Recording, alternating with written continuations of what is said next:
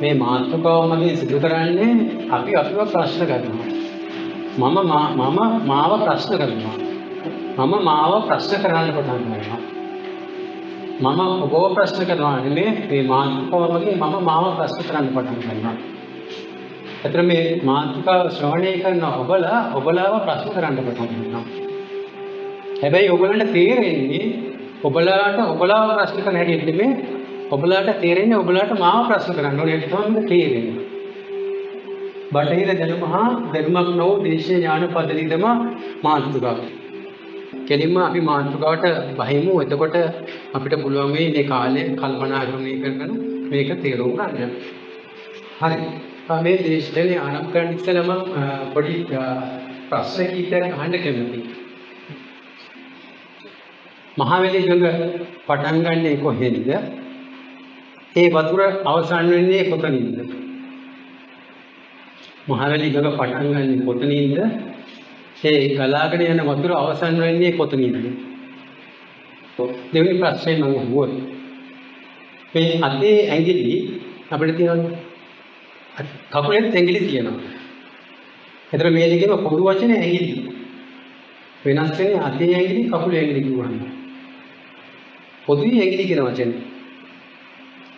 අතට කකුලේ ඇඟිලි ටික ඇවිල්ලා කකුල් වලට අතේ ඇඟිලි ටික ගියොත් මක් වෙයිද? මම ඊළඟට ප්‍රශ්නයක් අහනවා.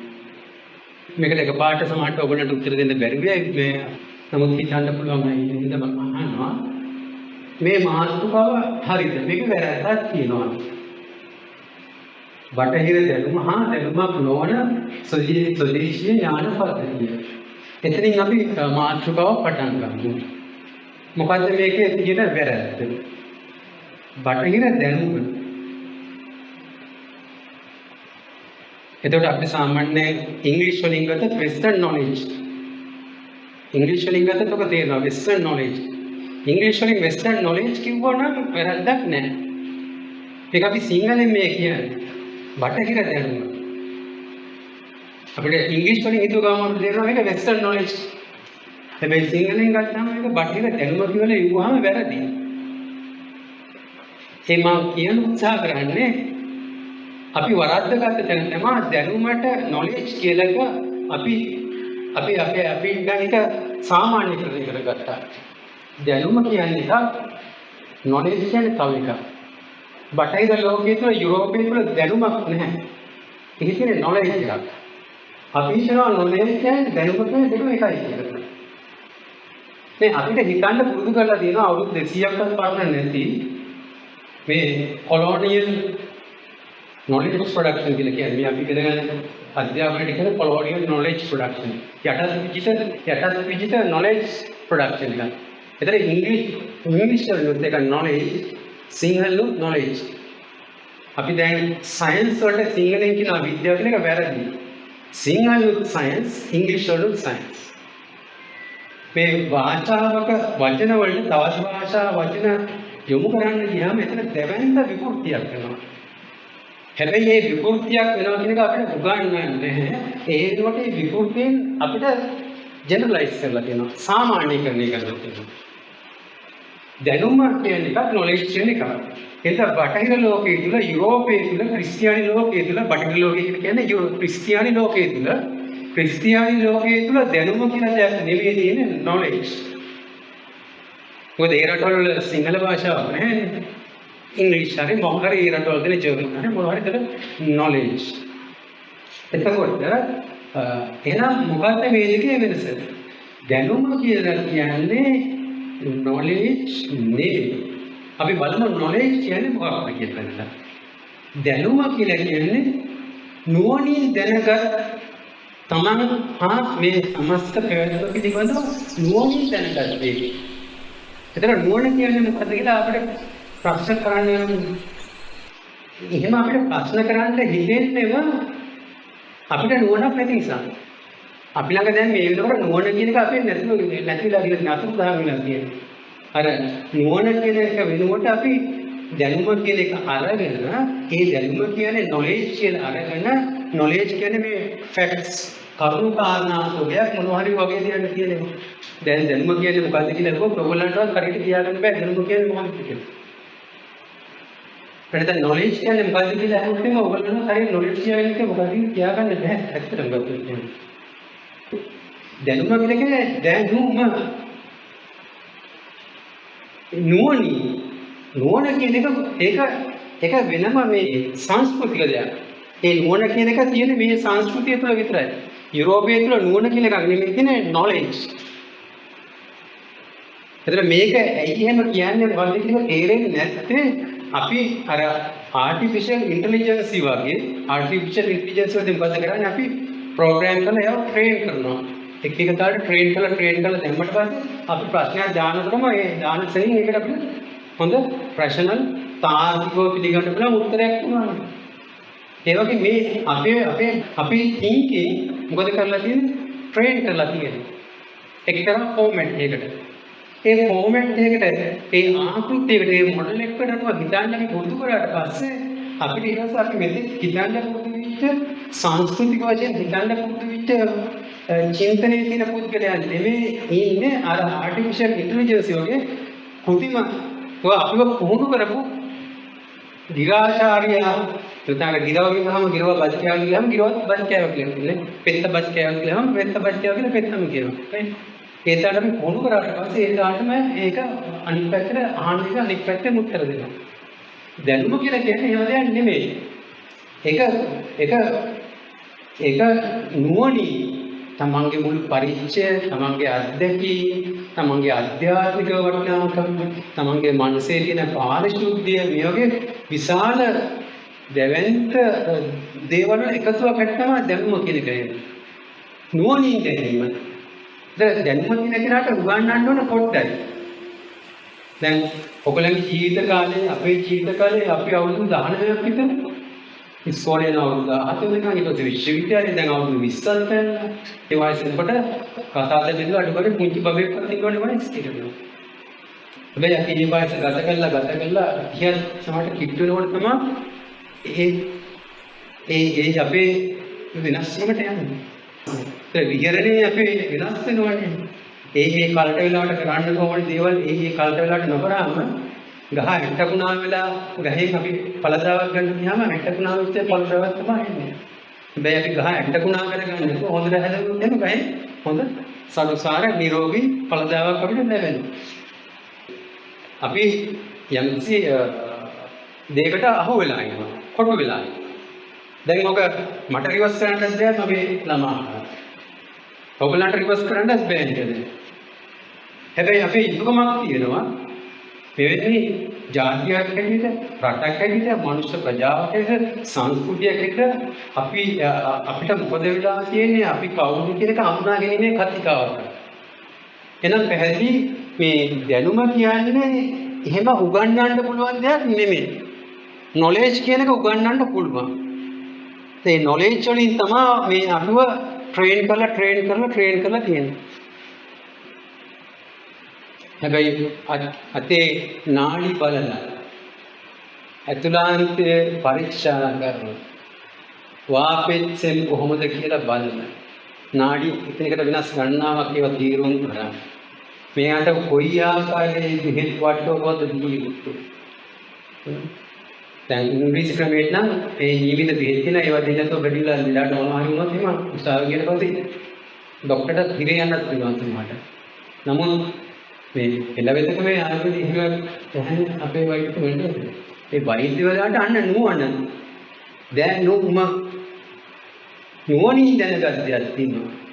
මූලිකව ඉගෙන ගන්නවා තමයි.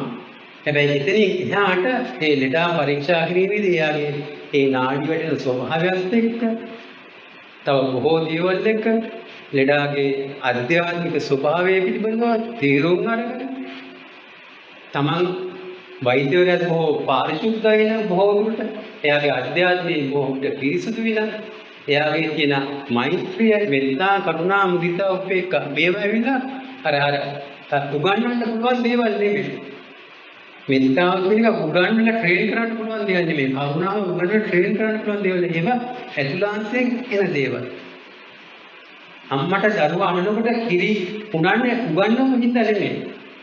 මමක් පිට දවසට පොඩ්ඩක් ලෙඩ දවසට දරුවාට වෙලාවදී අම්මට කිරියෙන්න කවුරු හරි ඉස්කෝලේ හරි කොහේ ගිහිල්ලා උගන්නපු විතර නෙමෙයි. උගන්නලා එහෙම උගන්නලා කිරියෙන්න එහෙම උගන්නන්නේ නෑ. ඒක අන්න ඒ වගේ මේ දැනුම කියලා කියන්නේ සමාජයක් තුල සංස්කෘතිය තුල Tamante එක දැනීමක්. ඒක දැනීමක්. ඒකින් හරියට පැහැදිලි කරන්න බෑ. ඒක නුවණ කියන එක පැහැදිලි කරන්න එක්ස්ප්ලেইন කරන්න බෑ. අපි ඒතර මේ ඕනවට වඩා අමාරුවේ පැහැදිලි කරන්න උත්සාහ කරන්නේ නැහැ.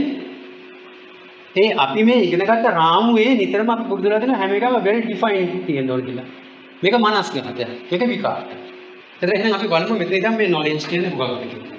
දැන් මම මේ කතා කරන්නේ knowledge. ඉතින් බටහිර දැනුම කියන එක මම දැම්මට බටහිර දැනුමක් බටහිර ලෝකයේ තුල ක්‍රිස්තියානි ලෝකයේ තුල දැනුම කියලා දෙයක් නැහැ. ක්‍රිස්තියානි ලෝකයේ තුල තියෙන knowledge. knowledge කියන්නේ මොකක්ද? knowledge කියන්නේ යුක්ති සහගත සත්‍ය විශ්වාසය. දැන් අපි knowledge කියවම අපේ වුණේ තියෙන වෙන කතාවක් නෙමෙයි. මොකද්ද knowledge කියන එක කියලා හොත් ඔයගොල්ලෝ මොන හරි කියන්නේ. නමුත් knowledge කියන එක ඇවිල්ලා යුක්ති සහගත විශ්වාසය. justified true belief. ඒතර ඒක යුරෝපයේ ක්‍රිස්තියානි ලෝකයට එක හරියට හරි. ඒක වැරද්දක් නෑ. දැන් ආයෙ මතක් කරනවා අර දෙවියන් ප්‍රශ්නේ. අතේ ඇඟිලි කකුලට ගිහිල්ලා කකුලේ ඇඟිලි අත්තාව මම වේද කියන එක. ඒ කියන්නේ අනිත් පැත්තට ගියොත් මේවා නිර්මාණය වෙලා තියෙන ඒ දේවල් තියෙන්න ඕනෙත් නැහැ. අතේ ඇඟිලි කකුලට ඇවිල්ලා කකුල ඇඟිලි අතට ගියොත් අපිට ඇඟිල්ලටත් බෑ, කෑම කන්නත් බෑ, වැඩ කරන්න බෑ. ඒක ඊට පස්සේ අමුතුම දෙයක් වටපත් වෙනවා. එක්ක අත් දෙකේ තමයි විදින්න වෙන්නේ, කකුල් දෙකෙන් තමයි කෑම කන්නේ ඔළුවට දාලා. ඒ වගේ මේ ලෝකයේ තුල පෘථිවිය තුල පෘථිවිය හැමතැනම භූමිය සමාන නැහැ. ලෝකයේ හැමතැනම තියෙන භූමිය ලංකාව වගේ නේ, ඒක අප්‍රිකාව වගේ නේ, ඒක වෙනස්. ඒක කාලතුලෙන් වෙනස්. හැදෙන ගහකොළ වෙනස්. සදාසිව්පව වෙනස්. සියල්ල වෙනස් ආවෙන්න. සමාන නැහැ. ඒතර ලංකාව කියන දැනට අප්‍රිකාව නේද? අප්‍රිකාව කියන දැන් ලංකාව වෙනවොත් ඒක ලංකාව නෙමෙයි අප්‍රිකාව නෙමෙයි වෙන එකක්. එතනින් එහාට ඒක වෙනස්. එතන මේ මුළු සමස්ත ස්වභාවධර්මයේ යම් තුලිතතාවයක් තියෙනාකට තමයි මේවා හැදිලා තියෙන්නේ. පවතින්නේ. එතකොට අර අතේ ඇඟිලි තියෙන තැනට කකුලේ ඇඟිලි ආවිල්ලා කකුලේ ඇඟිලි තියෙන තැනට අතේ ඇඟිලි ආවොත් ඒක එතනින් එහාට ඒක ඒ කියන தත්ත්වය නෙමෙයි, ඒක වෙනස් தත්ත්වයක්. ඒක අලුත්ම தත්ත්වයක්, තීරුම් ගන්නවත් හිතන්නවත් බැරි தත්ත්වයක් බවට පත් වෙනවා. එතනින් එහාට අපි මෙතෙක් අත්විඳපු නැති ආකාරයේ අලුත්ම දෙයක් තමයි එතනින් එහාට අපිට මුහුණ දෙන්න වෙන්නේ. අපි මෙතෙක් අත්විඳපු නැති දෙයක්. එතනින් එහාට කිසිම සිදුවීමක් ගැන අපිට හිතන්නවත් බැහැ. ඒ අපිට කිසිම අදහසක් නැති තත්ත්වයක් තියෙනවා. අත්වල ඇඟිලි කකුල වලට ගියලා. එනතම් අක්මාව වැඩ කරන තාලට හෘද වස්තු වැඩ කරන්න ගිහිල්ලා හෘද වස්තු වැඩ කරන තාලට ආමාශය වැඩ කරන්න ගියොත් මොකද වෙන්නේ? සම්පූර්ණම මේ මිනිස්සයා මරණයටපත් වෙනවා. ක්‍රියාත්මක වෙන්නේ නැති වෙනයි. හાર્ට් එකේ වැඩි හાર્ට් එක තියෙන එක දැනක එයා කරන්න ඕනේ වැඩි නෙමෙයි. එයා ක්‍රියාකාරීත්වය නෙමෙයි එයා කරන්නේ අක්මාව වගේ අක්මාව වැඩ කරන්නේ ආමාශය වැඩි ආමාශය හෘද වස්තු වගේ හෘද වස්තු වැඩි කරන්නේ. ඔබට ඒ වුණාට එතකොට මොකද මේ නහර ඔක්කොම අවුලලා මේක සම්පූර්ණ මෙතෙක් තිබ්බ ස්වභාවික තත්ත්වය නෙමෙයි. ඒක ගැන අපිට හිතන්නවත් බැරි තත්ත්වයකටපත් වෙනවා. ඒ වගේ තමයි සංස්කෘතිය කියන එක ඒ මිනිසුන්ට ඒ මිනිසු ජීවත් වෙන භූමියත් එක්ක බැඳෙන සංස්කෘතිය ඒ සමාජ කණ්ඩායමත් එක්ක අනන්‍යයි. සංස්කෘතිය ඒ වගේ අනන්‍යයි. ඒතර ඒ සංස්කෘතිය වෙනස් වුණොත් එන අර අතේ ඇඟිලි කියන තැනට කකුලේ ඇඟිලි ඇවිල්ලා කකුලේ ඇඟිලි කියන තැනට අතේ ඇඟිලි ගියාම වෙන පටන් ගන්නවා. ඒතර සංස්කෘතිය කියන එක අනන්‍යයි. ඒතර ඇමරිකානු සංස්කෘතිය ඇමරිකාවට අනන්‍යයි. ඉන්දියානු සංස්කෘතිය ඉන්දියාවට අනන්‍යයි. ශ්‍රී ලංකාවේ අනාදිමත් කාලෙක තිබ්බ සංස්කෘතිය මේකට අනන්‍යයි. ඒ සංස්කෘතිය තුළ තමයි දැනුම උත්පත් වෙන්නේ. දැනුම knowledge කියනවා කියන්නේ දැනුම.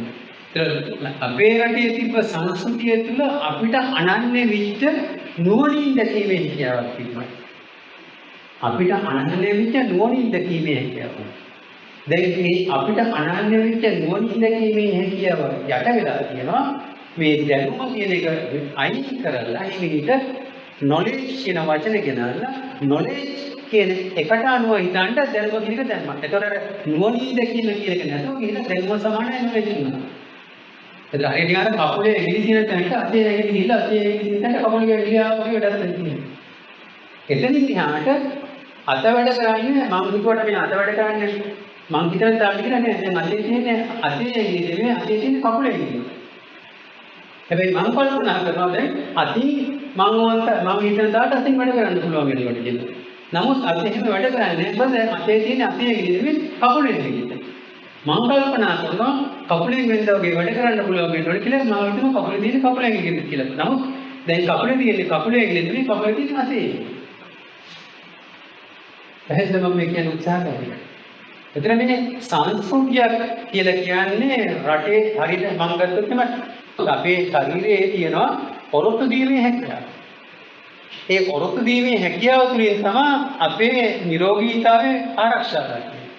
හැබැයි මේ නිරෝගී ඒ ඔරොත්තු දීමේ හැකියාව යටපත් වෙලා ගියොත් එහෙම නිරෝගී පුද්ගලයෙක් වඩපත් වෙන්නේ නැහැ. රෝගී පුද්ගලයෙක් වඩපත් වෙන පටන් ගන්නවා. ඒ වගේ රටකට තියෙන රටට අනන්‍ය විච රටේ ඔරොත්තු දීමේ විනාශ නොවීමේ ශක්තිය තියෙන්නේ ඒ ප්‍රජාව තුළ තියෙන සංස්කෘතිය තුළ. ඒ සංස්කෘතික උරුමය තුළ. ඒ සංස්කෘතික උරුමයෙන් තමයි ඒ සමාජය සෞඛ්‍යමය වශයෙන් ආරක්ෂා වෙන්නේ, ආධ්‍යාත්මික වශයෙන් ආරක්ෂා වෙන්නේ, මානසිකත්වයේ ආරක්ෂා වෙන්නේ. අර අපේ වෛද්‍යතුමා පළවෙනි දේශයේදී කිව්වා ආහාර විහරණ අධ්‍යාත්මය. ඒතර මේ තුන ඉඳලා ඒ සංස්කෘතියට අනන්‍යයි. ඒ සංස්කෘතිය පිළිහෙනවා කියන්නේ ආහාර විහරණ අධ්‍යාත්මය කියන එක පිළිහෙන්න පටන් ගන්නවා. පිරුණාට පස්සේ එනිසා ඒ සමාජය නිරෝගී දේහයක් නෙවෙයි රෝගී දේහයක් වඩපත් වෙනවා. ඔරොත්තු දීමේ හැකියාව ගොඩාක් පල්ලෙහාට ගිහිලා තිනවා මේ විට සංස්කෘතික වෙනස් වීමක් එක්ක. අතේ ඇඟිලි කකුලේ ඇඟිලි කකුලේ ඇඟිලි අතේ ඇඟිලි වඩපත් වීමක් එක්ක. ඉතින් කොච්චර බෙහෙත් කරත් මේ ලෙඩ සනීප වෙන්නේ නැහැ. එයි විහෙරණේ වැරදි. ආහාරයේ වැරදි. මනස ආහාර කියන අධ්‍යාත්මය ආහාර කියන මනස. මනස ක්‍රියාකාරීත්වයේ වැරදි. එයි ඒ සංස්කෘතියට අනන්‍ය විච්ච ස්වභාවයකින් නෙමෙයි ක්‍රියාත්මක වෙන්නේ. ඒ නිසා අපිට ලෙඩ.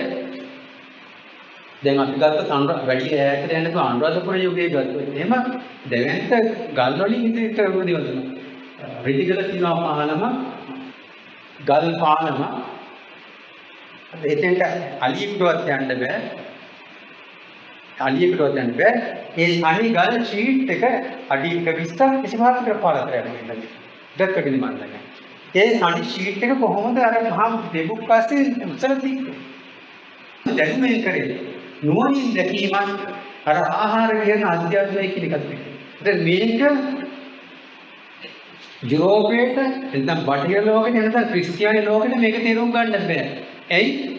අතට බෑ කකුල තේරුම් ගන්න. කකුලට බෑ අත තේරුම් ගන්න. හැබැයි අතයි කකුලයි දෙකම තිබ්බොත් තමයි මේ දෙහි ක්‍රියාත්මක වෙන්නේ.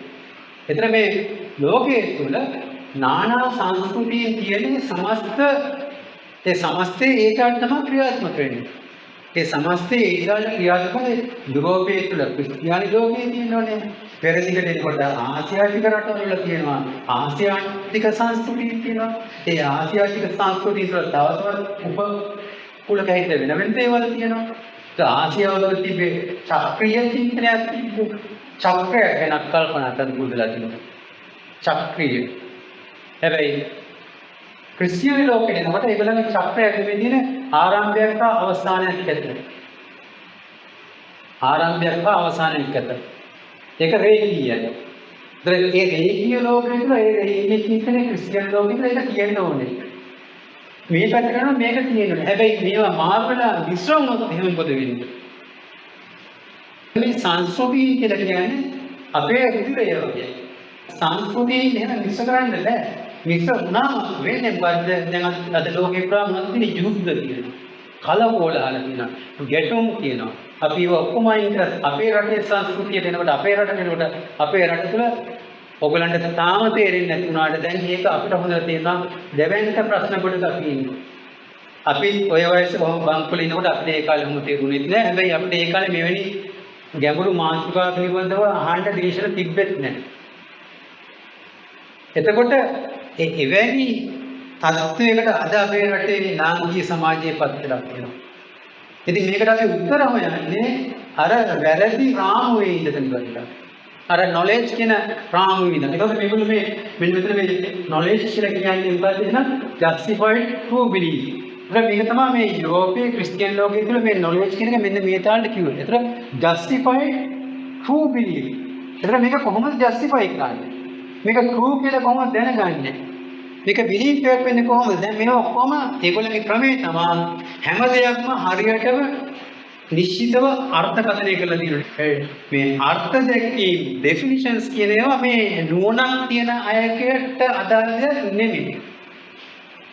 දැන් මේ ගොඩක් මේ වෙස්ටර්න් සයන්ස් අපිට තේරෙන්නේ නැතයි ක්වොන්ටම් අරෝමියෝ කියන්නේ ඒවා තේරෙන්නේ නැතයි ඒක අපිට ගැළපෙන සංස්කෘතිය තුළ හිතන්න පුළුවන් විච්ච දේවල් නෙමෙයි ඒක.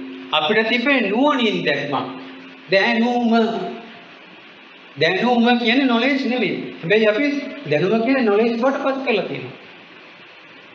අපි නුවණින් දැක්ක පුරුදු වෙච්ච කණ්ඩායම. දැන් අපිට නුවණින් දැකීමක් නැතුව ගිහිල්ලා තියෙනවා. අර නොලෙජ් එක ගන්න බැරුව ගිහිල්ලා තියෙනවා. ඒක ගන්න බෑ කොහොමද? එතන පෙරදිග ලෝකයේ තුල විශේෂම ලංකාව කියලා අපි කොහොම කිව්වත් ඒ යුරෝපීය කියන සයන්ටිස්ට්ලා මෙහි වෙන්නේ අපි කොච්චර දැක්කුවත්. අපි කොච්චර කිව්වොත් සමහරවිට අපි කියනවා තමයි සයන්ටිස්ට්ලා කියලා කියනවා. නමුත් සැබෑවටම ගත්තොත් එහෙම වෙන්න විදියක් නැහැ. මොකද මේ සම්පූර්ණ වෙනස් දෙකක්. බැරිලා අතේ කකුලේ ගිලි අතටවත් ඒක තවදුරටත් අතකුත් නෙමෙයි කකුලකුත් නෙමෙයි. ඒක අමුතු දෙයක්. ඒක වෙනම දෙයක්. අන්න ඒ වගේ. එතකොට මේ knowledge කියන එක must be observable, measurable, testable. හැබැයි දැනුම කියලා කියන්නේ නුවණින් දැනගත්ත දේ.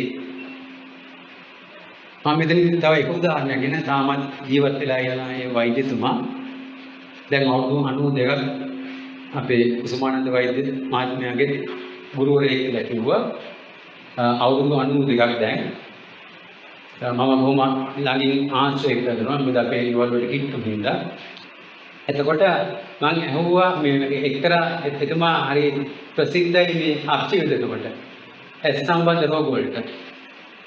එතකොට මේක දීර්ඝ කතාවක් නමුත් මම කෙටියෙන් කිව්වොත් මේ 1980 ගණන් වල විච්ච කතාව. එක්තරා රෝගියෙක්ගේ ඇහි ප්‍රශ්නයකට එතුමා ළඟට ආවා කිව්වා. හැබැයි ඇහැ ඔපරේෂන් කරලා තිබ්බ කිව්වා. ඒ වෙනකොට ඇස් දෙකම දොස්තරලා කියලා කියනවා තවදුරටත් මේ ඇස් එක බේර ගන්න බෑ. ඉතින් ඇස් දෙක කරලා පොදු ඇස් දෙකක් තමයි දාන්න වෙන්නේ කියලා. වෙද මහත්තයාගෙන ආරංචි වෙලා වෙද මහත්තයා වාගෙන ඇවිල්ලා තිනා ඇස් වලට ප්‍රසිද්ධ වෙනවා. ඒ සර්වාංග ප්‍රතිකාර කරාට ඇස් වලට තමයි යගේ සුවිශේෂී හැකියාව තියෙන්නේ. ඉතින් වෙද මහත්තයා බැලුවට පස්සේ ඒ සිංහල වෙදකම අනුව ඔපරේෂන් කරාට පස්සේ ඒක ස්වභාවික විදිහට ප්‍රතිකාර කරාට ඒක විශ්වාසනීය ප්‍රතිකාරයක් බවට පත් වෙන්නේ නැහැ. එහෙම නේද? ඔව්. ඒක තවදුරටත් විශ්වාසනීයත්වයක් තියෙන ප්‍රතිකාර කරන්න බෑ. නමුත් ප්‍රතිකාරයක් කරනවා. නමුත් ඒක කොහොමද කියලා ඒක හරියටම ටිකක් කියන්න අමාරුයි. බල තමයි යන්න වෙන්නේ. ඉතින් වෙද මහත්තයාට බැලුවට පස්සේ මේ ඇස් දෙකම සෑහෙන ඔපරේෂන් කරලා තියෙන කිව්වා. මම කවදාකවත් මෙහෙම ඔපරේෂන් කරපු ඇස් දෙකක් දැක්කේ නෑ මහත්තයා කියලා මට කිව්වා.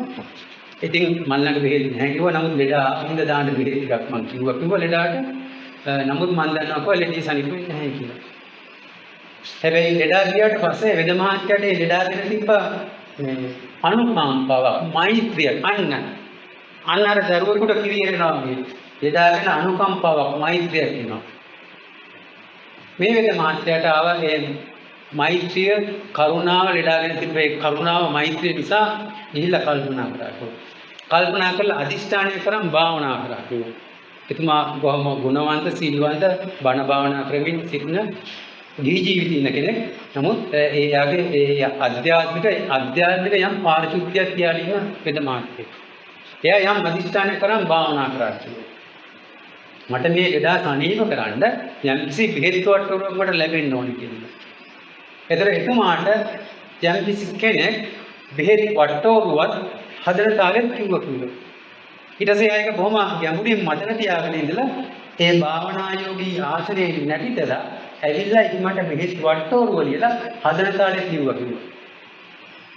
දැන් ගොඩක් වෙලාවට මම ආයුර්වේද වෛද්‍යවරුන්ගෙන් අහනවා මේ මෙහෙත් වට්ටෝරුව කොහොමද ආවේ කියලා. ඒගොල්ලෝ කියන්නේ මේවා ඉතින් අවුරුදු ලක්ෂ ගාණක් තිස්සේ දහස් ගාණක් තිස්සේ එක එක ඒවා දීලා බලලා හරියන එකත් එක තමයි එහෙම එන්නේ කියලා. හැබැයි මම දන්නවා ඒ කියන කතාව වැරදි කියලා.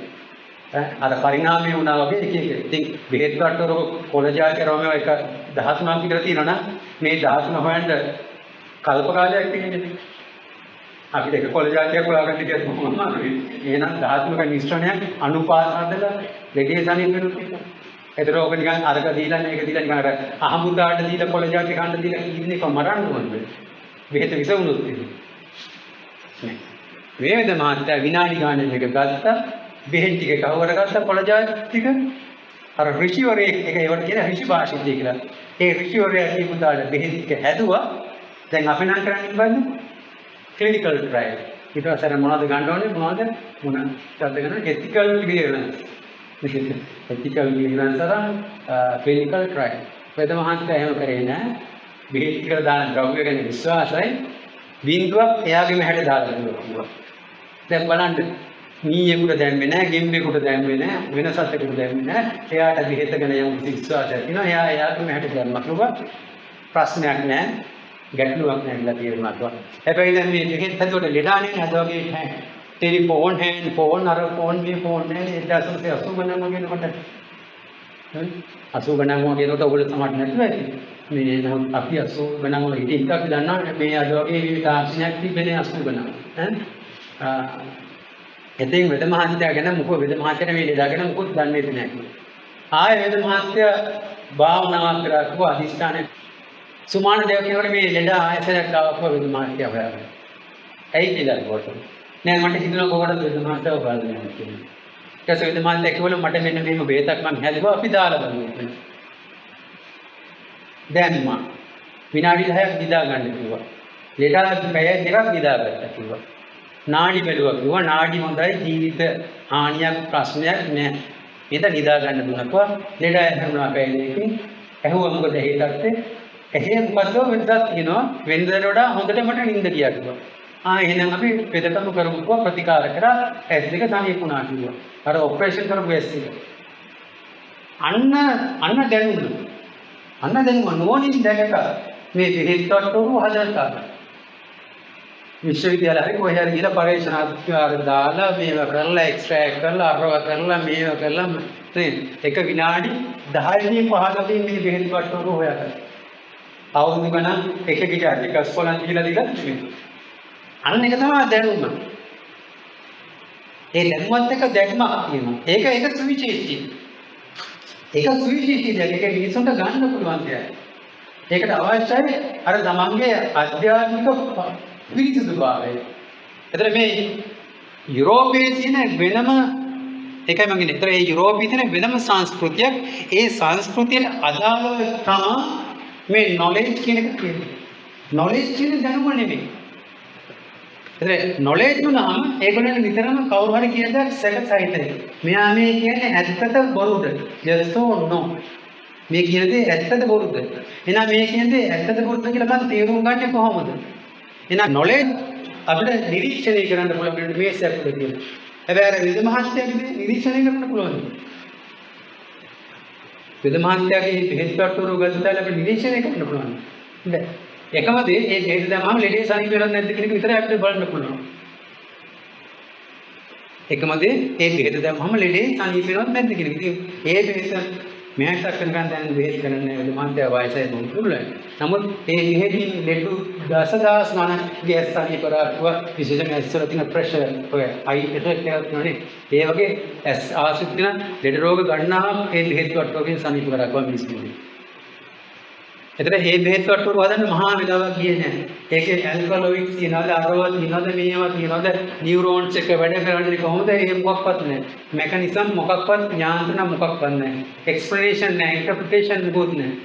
බෙහෙත් නම ලෙඩා සනීපුණා ඉච්චරයි. පැහැදිලිද මම කියන්නේ? එතන හැබැයි යුරෝපයේ තුල එහෙම නෙමෙයි නිතරම සැකයක් තියෙනවා. මෙයා කියන්නේ ඇත්තද බොරුද කියලා මම කොහොමද දන්නේ? කොහොමද මම මේක වෙරිෆයි කරගන්නේ? මම මේක සත්‍යපණය කරන්නේ කොහොමද? අන්න නොලෙජ් කියන එක තුල නිතරම සැකයක් තියෙනවා. නොලෙජ් කියන එක තුල නිතරම සැකයක් තියෙනවා. මේක ඇත්ත කියනද බොරු කියනද දන්නේ නැහැ. ඉතින් මේක නිරීක්ෂණය කරන්න පුළුවන් වෙනවා. යුක්ති සාධක බව තේරුම් ගන්න පුළුවන් වෙනවා. යුක්ති සාධක වෙන්න ඕනේ. ඒකේ යුක්ති සාධක බව ඒකේ සත්‍ය ස්වභාවය නිසා මට විශ්වාස කරන්න පුළුවන් වෙනවා. ඉතින් මෙන්න මේ කාරණා තුන සම්ප්‍රයුක්ත වෙන දෙයකට ඒක කියනවා නොලෙජ් කියලා. ඉතින් නිතරම කවුරු හරි කියන දේ ඉතිරේ සැකසංකාවක් තියෙනවා. දැන් දැනුම කියන්නේ හැම සැකසංකාවක් කියන දෙයක් නෙමෙයි. පෙළ මහත්තයා කිව්වම අපි ප්‍රශ්න කරන්න යන්නේ නැහැ. ඒ කියන්නේ මට දැනෙනවා දැනුමකින් මට දැනෙනවා මෙහෙම වෙන්න පුළුවන් කියලා. අර මම මේක තව සරල දෙයක් කිව්වොත් අපිට අර අපි කියන බොඩි ලැන්ග්වේජ් කියලා බොඩි ලැන්ග්වේජ් එක අපිට සමාදාහ ගන්න පුළුවන් කෙනෙක් ගැන. ඒක කියන්නේ ප්‍රාථමික මට්ටම. ඒක බොහෝ විට හරියන්න පුළුවන්. ඇතැම් විට වරදින්න පුළුවන්. නමුත් ඒකේ දක්ෂතාවය වැඩි වෙන්න ඒ බොඩි ලැන්ග්වේජ් එකේ යම් කිසි කෙනෙක් ගැන අපිට අදහසක් ගන්න පුළුවන්. ඒ කතා නොකර. ඒක තවත් ටිකක් ඉස්සරහට එනකොට ඊට වඩා දෙයක් තේරෙන්න පටන් ගන්නවා. ඒකේ තවත් ඉස්සරහට එනකොට එයාගේ ඇතුළාන්තයේ බොහෝ දේවල් තේරුම් ගන්න පුළුවන් හැකියාවක් තියෙනවා. ඒක ඇවිල්ලා ටික ටික තමන්ගේ ඇතුළාන්තයේ අධ්‍යාත්මය කියලා දෙයක් තියෙනවා. තමන්ගේ අධ්‍යාත්මික පිරිසිදු කරනකොට අධ්‍යාත්මික කිල්ටුවන තරමට බොඩි ලැන්ග්වේජ් වලින් මොකක්වත් කියන්නත් බෑ. තේරුම් ගන්නත් බෑ. අපිට තියෙන සැකසංකා සාක්ෂි සාධක පරීක්ෂණ එක්ක ඔප්පු කරලා පෙන්නන දෙයක් විතරයි අපි පිළිගන්නේ. ඒතර මේක නිතරම knowledge must be externally verified. එහෙනම් ඒගොල්ලන්ට කවුරු හරි මොන හරි දෙයක් කිව්වම මේක බාහිර වශයෙන් සත්‍යපණය කරන්න පුළුවන් වෙනවා. එතන knowledge must be professional. ඒ කියන්නේ මේක ඇත්තද නැත්තද yes or no තාර්කිකව පිළිගන්න පුළුවන් ද බැයිද කියන වගේ අදහසක් මෙතන තියෙනවා. ඒ වගේම knowledge must be institutionally certified. දැන් අපි මේ විශ්වවිද්‍යාලවලින් කරන්නේ certified knowledge එකක් දෙන්නේ. දැන් අර විද්‍යාඥයෙක් knowledge එක කවුරුහරි certified කරාද? මේ විහෙත්කට්ටරුව දෙන්න පුළුවන් කියලා ආයතන සභාවේ අනුමත කරාද නැහැ. විද්‍යාඥයෙක් දෙනවා. ආයතන සභාවෙන් අනුමත කරාද නැහැ. යුරෝපයේ ක්‍රිස්තියානි ලෝකයේ knowledge කියලා එකක් හදලා ඒක අපිට ගෙනල්ලා පෙන්නුවා අපිත් එක්ක පිළිවෙත් ඇත්තනේ නේද? හැමෝටම පිළිගන්න පුළුවන්. හරිතාර්කිකයි. හැමෝටම මේව විනිවිදව දකින්න පුළුවන්. අපි කියන්නේ විනිවිද භාවය කියලා.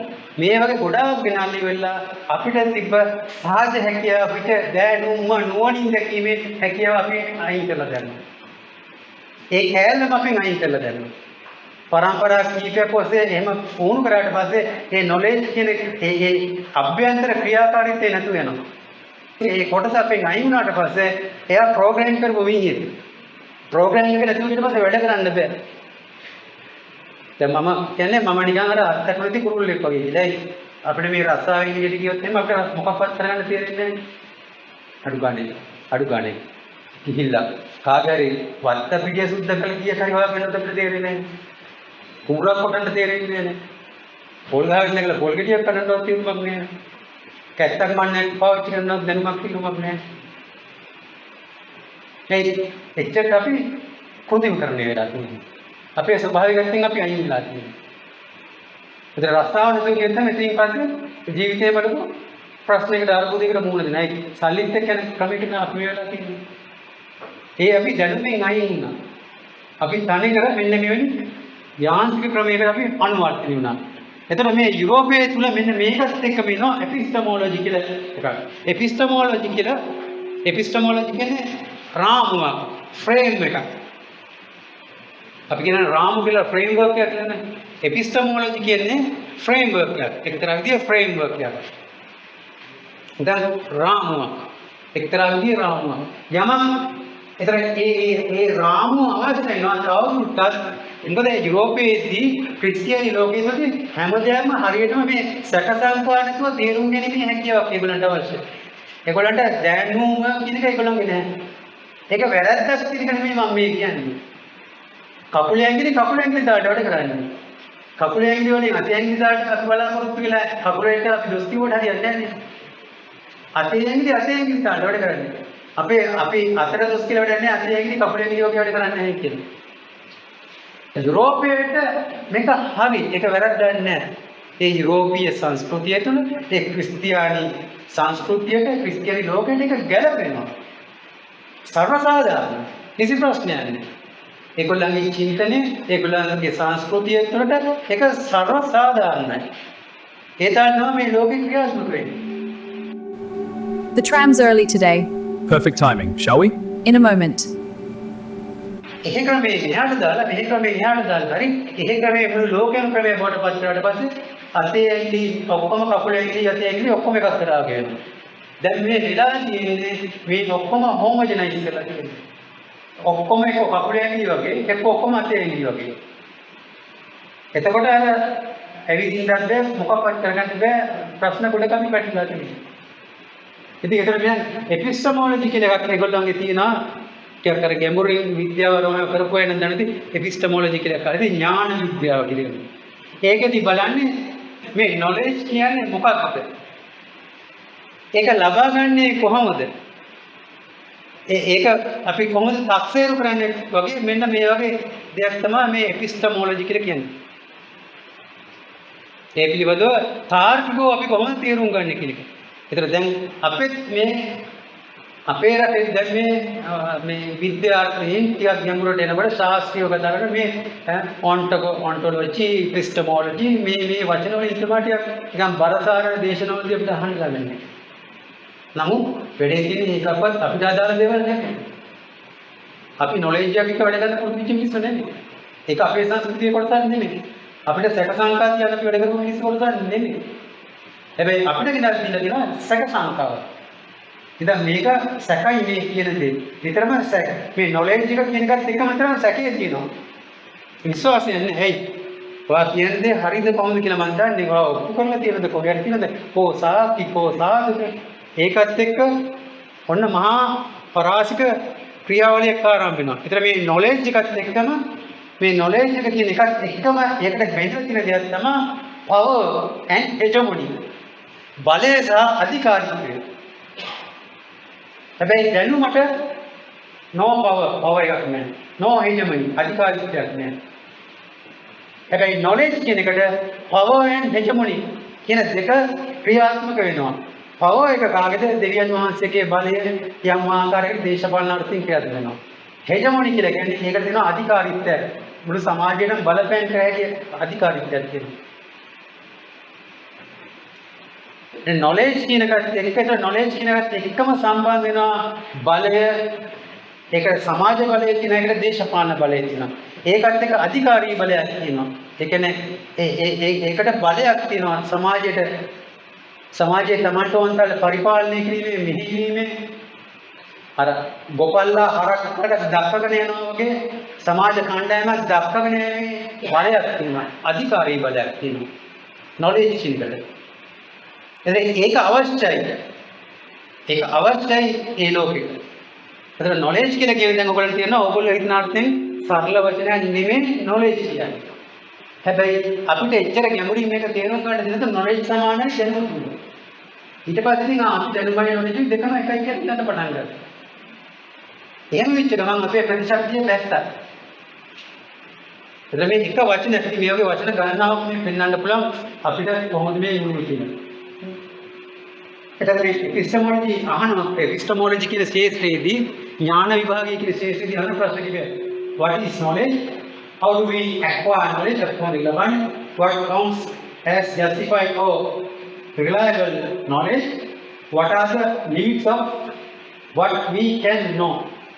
අපි මේ දන්නවා කියන ඒවා සීමාවන් මොනවද කියන මෙන්න මේවා පිළිබඳව තමයි මේ එපිස්ටමෝලොජි එකේ අධ්‍යයනය කරන්නේ. එතන බටහිර ලෝකයේ තියෙන බටහිර දැනුම කියලා මම දැන් ඔයගොල්ලන්ට කියනවා බටහිර දැනුම කියලා එකක් නෑ බටහිර knowledge. පෙරදිග තමයි දැනුම කියන එකක් තියෙන්නේ. විශේෂයෙන්ම ලංකාවේ. පෙරදිග නෙමෙයි සිංහල භාෂාව නෙමෙයි අපි කතාන්නේ. සිංහල භාෂාව කියන මේ රටේ දැනුමක් තියෙන්නේ. knowledge නෙමෙයි. ඒ දැනුම අපිට සැකයක් නෑ. ඒක අපිට යුක්ති සහගත කරවන්න අවශ්‍යතාවයක් නෑ. ඒක ඇත්තද කියලා පරීක්ෂා කරලා බලන්න අවශ්‍ය නැහැ. ඒක ටෙස්ට් කරන්න අවශ්‍යතාවයක් නැහැ. ටෙස්ට් කරලාද කියලා අපි බලන්න යන්නේ නැහැ. ඒක කරන්න බෑ. දැන් මේ තවත් ඊළඟ පියවර තමයි ඥාන. ඥානයේ ඊළඟ පියවර තමයි ප්‍රඥාව කියන්නේ. දැනුම ඥාන ප්‍රඥා. එතකොට බටහිර ලෝකයේ තුල ක්‍රිස්තියානි ලෝකයේ තුල එහෙම එකක් නැහැ. ඒක ප්‍රඥාවක් දෙකක් නැහැ. ඒක වෙනම දෙයක්. මේ ලෝකයේ විවිධ සංස්කෘතීන් ඊට අදාළ ආගමික අධ්‍යාත්මික පසුබිම් තුල ඒක සැකසෙන්නේ ඒක එහෙම අර අතේ හිපහ ආකාර පහකට තියෙන්නේ ඒක තමයි අවශ්‍යතාවය. ඔක්කොම ඇයි මාපැඩෙන් ඉන්න වගේ වුණොත් එහෙම. ඔක්කොම ඇයි ඉස්සරහින් ඉන්න වගේ වුණොත් එහෙම. ඒක තමයි ස්වභාවයේ ක්‍රියාකාරීත්වය. ඒ ස්වභාවයේ ක්‍රියාකාරීත්වයට හිත නොදී මනුෂ්‍යයා විසින් නොලෙජ් වලට අධිකාරී බලයක් දෙනවා. හෙජමොනි එකක් දෙනවා. පවර් දෙනවා. ඒ නිසා මේ හෙජමොනියෙන් පවර් කියන කෙනින්ද ඒකට ව්‍යාප්තවාදයක් තියෙනවා. ඒක ව්‍යාප්ත කරන යන එකනම් අධිකාරී බලය. හැබැයි දැනුම කියන්නේ හරි අහිංසක දෙයක්. ඒක සටන් කරන්න යන්නේ නැහැ. ඉතරම් පවර් වයින්නවා. පැත්තකට නෑ. නිසා මේ ප්‍රතිඵලයක් විදිහට අපේ රටේ දැනුම අයින් කරලා දාලා නොලෙජ් ටිකාව මේ රටේ. ඉතින් අපි ඔක්කොම දැන් නොලෙජ් කියන දෙයට ඉන්නේ. අපි ළඟ දැනුම කියන එක බොහොම අඩුයි යාළුවයි. ඇයි අපි පොඩි කාලේ යනවා මේ නොලෙජ් එකට අධිකාරී බලයක් පවර් එකක් තියෙන හින්දා පොඩි කාලේම පේනවා නොලෙජ් එක ගත්තාම අධිකාරී බලයක් තියෙනවා. පවර් එකක් තියෙනවා. ඉතින් මම නොලෙජ් ගේන් කරන්න ඕනේ. එතකොට එතනම හැදෙන පටන් ගන්න කම්පිටිෂන් කියන එක තරගය කියන එක. මම කියන්නේ මට නම් විභාගයක් තියෙන ඕගොල්ලන්ට අවශ්‍යතාවයක් නැහැ කියන්නේ. මේ ටික නොලෙජ් ඕගොල්ලන්ගේ යුතුයකමක් තමයි ඉගෙන ගන්න යන්නේ ඒක. මට අවශ්‍යතාවයක් නැහැ ටෙස්ට් කරලා බලන්න. මට අවශ්‍යතාවයක් නැහැ ඕගොල්ලන්ම පීඩනයක් දක්වන්න. නමුත් සිස්ටම් එක විසින් බල කරලා තියෙනවා විභාගයක් තියෙන්න ඕනේ. ක්‍රියේට් කරන්න ඕනේ. තරගයක් තියෙන්න ඕනේ. තරගයක් නැත්නම් මේක කරන්න බෑ කියලා ආය අධිකාරී බලය නොලෙජ් නේ අධිකාරී බලය නොලෙජ් දේශපාලනයේ සම්බන්ධයි දේශපාලනයට කොහොමද අධිකාරී බලය තියෙන එහි ප්‍රතිඵලයකට මෙවැනි වූ තරංකාරී අධ්‍යාපනයක් නිර්මාණය වෙලා තියෙනවා. ඒක තුළ වඩා වේගයෙන් මානසික ආතතිය නිසා කොහොමද අර කියන ප්‍රතිශක්තිකරණය නිරෝගීතාවය අන ආහාර කියන අධ්‍යාත්මයෙන් පල්ලෙහාට යනවා. එතකොට NCD කියලා කතාවක් දැන් තියෙනවා non communicable diseases කියලා බෝනෝන රෝග හෘද රෝග වකුගඩු රෝග කියවෙඩිය රෝග. ඉතින් මේවා හැදුන් නැත්නම් පොදුම අපේ වෛද්‍ය වෛද්‍යවරුන් මේවා හැදෙන්නේ නැත්නම් තමයි පුදුම අපේ සමාජය තුළ. ඒතර මේවා බොහෝ වෙලා තියෙනවා. දැන් ළමයිට කියවෙඩිය වගේ. එහෙම නොවුනා නම් තමයි පුදුම. ඉස්සරනම පුදුම වුණා මේ NCD රෝග කියන පුදුම වෙන. හැබැයි දැන් මේක හොඳට බලනකොට දැන් තේරෙනවා ඒක එහෙම නොවුනා නම් තමයි අපි මහා අමුතුම ජාතික කොටසක් වටපත් වෙන්නේ. මේක ඉන්නේ රෝග වැඩි වෙනවා. මේක මානසික ව්‍යාධියක්. මේ ශරීරය වෙනස් වෙනකොට මේක සියුම අපි යම් අධ්‍යයනයකින් හිඳ දන්නවා යම් දෙයකින් හිඳ මේ අපේ මනස වෙනස් වෙනකොට මේ ශරීරය වෙනස් වෙලා ඉවරයි. මම සරලව තේරෙන භාෂාවෙන් මගක් දෙකීමක් ඇටියට මම කියනවා. ගෙදර ගිහිල්ලා ගෙදර සරමෙන්දගෙන ඉන්න මම කොහේ හරි යන්න කියලා කලිසම අඳිනකොටම මට තේරෙනවා මගේ ඇඟ වෙනස් වෙනවා කියලා. ඒක කොහොම සියුම් දෙයක් මම මේ කියන්නේ එකපාරට ගෝචර කරගන්න අමාරුයි. මට තේරෙනවා මගේ මුළු ශරීරයම වෙනස් වෙනවා කියලා. ඇතුළාන්තයෙන්. එච්චරම මේ මනෝභාවය කියන එක ශරීර ක්‍රියාකාරීත්වයත් එක්ක බැඳලා තියෙනවා. ඒතර එහෙනම් ඊට එහා ගිහිල්ලා මේ කියන පරිභෝජනවාදී වෙළඳපොළක් එක කන්සියුමරිසම් නේ මේ තියෙන්නේ. මොකද කන්සියුමරිසම් කියලා කියන්නේ? හඹාගෙන යන වැඩි මිලදී ගන්න. Okay, but just one. වෙළඳ දැනීම මගින් කරන්නේ මොකද? ප්‍රචාරණය මගින් කරන්නේ මොකද? වැඩි මිලදී ගන්න. වැඩි නිෂ්පාදනය කරන්න. වෙළඳපොළ ප්‍රසාරණය කරලා විවිධාංගීකරණය කරලා තියෙනවා. ඒකට තමයි ඔයගොල්ලෝ අපිට කියන්නේ මොකක්ද මේ නව නිපයුම් කියන එක. මොකක්ද කියන ඉනෝවේෂන් අපි මොනවා ඉන්වෙන්ට් කරන්නේ මොනවා ඉනෝවේට් කරන්නේ මේ රටට අවශ්‍ය මිනිසුන්ගේ ජීවත් වෙන්න අවශ්‍ය සියලුම දේවල් සබහාදාමේ විචාරුන් අපිට දීලා ඉවරයි. අපිට අලුතෙන් කරන්න දෙයක් නැහැ. අපිට තියෙන්නේ දීපු දේ පරිහරණය කළ සතුටින් ජීවත් වෙන්න විතරයි තියෙන්නේ. නමුත් අපි ඒක අතහැරලා දාලා සතුටින් ජීවත් වීම අතහැරලා දාලා අසහනකාරී තරඟකාරී මාවතකට අපි කැමැත්ත නැවෙන්න තියෙනවා. මමත් ඔබත්. ඒ තුල අපි දැඩි මානසික වේවුල තුල තමයි අපි අපේ ජීවිතය අපි ගත කරන්නේ. එතකොට අපිට අර දැනුම ඥාන දැනුමත් එක්ක නුවණ ඒකත් එක්ක ඥානයේ ඉක්මන ප්‍රඥාව ලැබීමත් එක්ක බුදුදහම කියන්නේ ආගමක් නෙමෙයි. දැන් මෙතන සමහරට කතෝලික අය ඉන්න පුළුවන්, ඉස්ලාම් අය නම් නැතුව ඇති නේ.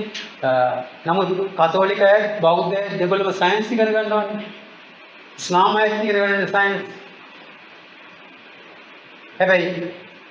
හැබැයි කතෝලික අය බෞද්ධ අය ඉස්ලාම් අය බුදුදහම ඉගෙන ගන්නේ නැහැ. තේරුණාද මම මේක කියන්නේ? කතෝලික අයයි ඉස්ලාම් අයයි හින්දු අයයි බුද්ධ ආගමයි ක්‍රිස්තියානි ආගමයි හැම ආගමක පොදුවේ ඉගෙන ගන්නනේ සයන්ස්. හැබැයි ඒගොල්ලෝ පොදුවේ බුදුදහම ඉගෙන ගන්නේ නැහැ. අපිට ඕගොල්ලෝ තියෙනවා බුදුදහම කියන්නේ ආගමක් කියලා. ඒතකොට බුදුදහම ආගමක් කරාට පස්සේ ක්‍රිස්තියානි ඒගොල්ලන්ගේ ආගමකට පටන් වෙන ආගමක් ඉගෙන ගන්නවා. හැබැයි ඒගොල්ලෝ සයන්ස් ඉගෙන ගන්නවා. බුද්ධ ආගමේ සයන්ස් ඉගෙන ගන්නවා. හරිනම් බුද්ධ ආගමේ හරියට ගත්තොත් බෞද්ධ නම් සයන්ස් කෙනෙක් ඉගෙන ගන්න බැරි දෙයක්. හැබැයි අපි අපි සයන්ස් අපි තේරවාදී බෞද්ධ තේරවාදී සිංහල බෞද්ධ කියනවා. හැබැයි අපි සයන්ස් උත් ඉගෙන ගන්නවා. ඒ කියන්නේ අපි සයන්ස් කියන්නේ මොකක්ද කියලා දන්නේ. අපි යථාර්ථය තේරුම් ගන්න නැතුව අපේ අතුලාන්තය වෙනස් කරන මෙකැනිසම් යාන්ත්‍රණයකට ගොදුරු වෙනවා. ගොදුරු වෙලා අපේ ඇතුළාන්තය අපේ ඇතුලේ සර්කිට් එක වෙනස් කරනවා. අපේ ශරීරය මෙහෙම තියලා අපේ ඇතුලේ සර්කිට් එක වෙනස් කර ගන්නවා. ඇතුලේ සර්කිට් වෙනස් කරලා පස්සේ ෆිටින් ඒ මනුස්සයෙකුට ඇතුලේ ඔපරේට් කරන්නේ වෙන විදිහකට. එතන හරිනම් ඇයි බුදුදහම ඉන්න කෙනෙකුට සයන්ස් ඉගෙන ගන්නට ඒකේ තියෙන අවුල මොකද්ද කියලා තේරුම් ගන්න පුළුවන්. පස්සේ බලමු. දැන් ඔයගොල්ලන්ට තේරෙනවා මේ නොලෙජ් කියන කතන්දරේ වෙන සම්බන්ධය. ඒක මොකක්ද මේ ඥාන විද්‍යාව? බටහිර ලෝකෙට ක්‍රිස්තියානි ලෝකෙට ඇයි ඥාන විභාගයක් අවශ්‍ය වුනේ? ඇයි මේ එපිස්ටමොලොජි කියන එක බටහිර ලෝකෙට ක්‍රිස්තියානි ලෝකෙට අවශ්‍ය වෙන එක මේ පෙරදිග ලෝකෙට අවශ්‍ය වෙච්ච දෙයක් නෙමෙයි. හැබැයි දැන් පෙරදිග ලෝකයේ ඇකඩමියාව තුළ විශ්වවිද්‍යාල තුළ උගන්වන්නේ නැහැ. විශ්වවිද්‍යාල තුළ අර බහුසුතය වගේ කියන අය පරිහරණය කරනවා. ඔය තමන්ගේ බෞද්ධභාවය පෙන්වන්නට ඕන නම් මේ වචන පාවිච්චි කරනවා. එපිස්ටමොලොජිකලි මෙහෙමයි කිය කතා කරනවා. නමුත් ඇයි බටහිර ලෝකෙට මේක අවශ්‍ය වුණේ? එතන මේ එපිස්ටමොලොජි කියලා කියන්නේ ෆ්‍රේම්වර්ක් එක. ෆ්‍රේම්වර්ක් එක කියන්නේ ව්‍යුහාත්මක අයිඩියොලොජිකල් තින්කින් පැටර්න් එකක්. ඒක ස්ට්‍රක්චර්ඩ් කරපු ඒක යම්කිසි ව්‍යුහයක් තියෙන යම්කිසි අනුපිළිවෙලක් තියෙන චින්තන ධාරාවක්. යම්කිසි අනුපිළිවෙලක් තියෙන හිතන ක්‍රමයක් ෆ්‍රේම්වර්ක් එකක් කියන්නේ. එහෙම නැත්නම් ඒක දෘෂ්ටිවාදයක්, අයිඩියොලොජි එකක්, දෘෂ්ටිවාදයක්. ෆ්‍රේම්වර්ක් එකක් එකම ෆ්‍රේම්වර්ක් එක බවට පත් වෙන්නේ නැහැ ලෝකයේ තියෙන. ෆ්‍රේම්වර්ක්ස් එක જાති තියෙනවා. ඒතර එපිස්ටමොලොජි කියලා කියන්නේ ක්‍රිස්තියානි ලෝකයේ තියෙන ෆ්‍රේම්වර්ක් එකක්. එහෙම නැත්නම් බටහිර ලෝකයේ තියෙන ෆ්‍රේම්වර්ක් එකක්. ඒතර ඒකේ මොකද කරන්නේ? දැනුමේ වටිනාකම ආට පුරුදු පුහුණුවීම් සංවිධානාත්මකව සමාජය තුළ කොහොමද ක්‍රියාත්මක කරන්න ඕනේ කියන එක අධ්‍යයනය කිරීමක් තමයි ෆ්‍රේම්වර්ක් එකකින් කරන්නේ. ඒ ෆ්‍රේම්වර්ක් එකට බොහෝ විට දේශපාලන බලයක් තියෙනවා. ඒකට ලොකු බලයක් තියෙනවා. ඒකට හෙජමොනියකුත් තියෙනවා. අධිකාරී බලයකුත් තියෙනවා. ඒත් මේ අධිකාරී බලයක් එක තමයි මේ ෆ්‍රේම්වර්ක්ස් එක වැඩ කරන්නේ. ෆ්‍රේම්වර්ක් එක ඇතුළේ තමයි මොඩලිටි කියන්නේ ආකෘතිය තියෙන්නේ. දැන් ඔයගොල්ලෝ කියනවා පරමාණු ආකෘතිය. නිව්ටන්ගේ ක්ලාසිකල් ෆිසික්ස් නේ සම්භාව්‍ය භෞතික විද්‍යාව නිව්ටන්ගේ. ඒ ආකෘතියයි මම කරන්නේ යම්කිසි නිශ්චිත ප්‍රශ්නයකට උත්තරයක් හොයන ක්‍රමයක් කියන ආකෘතිය. ආකෘතිය නම් නිශ්චිත වූ ප්‍රශ්නකට උත්තර හොයන ක්‍රමවේදයක් තියෙනවා ආකෘතිය තුළ.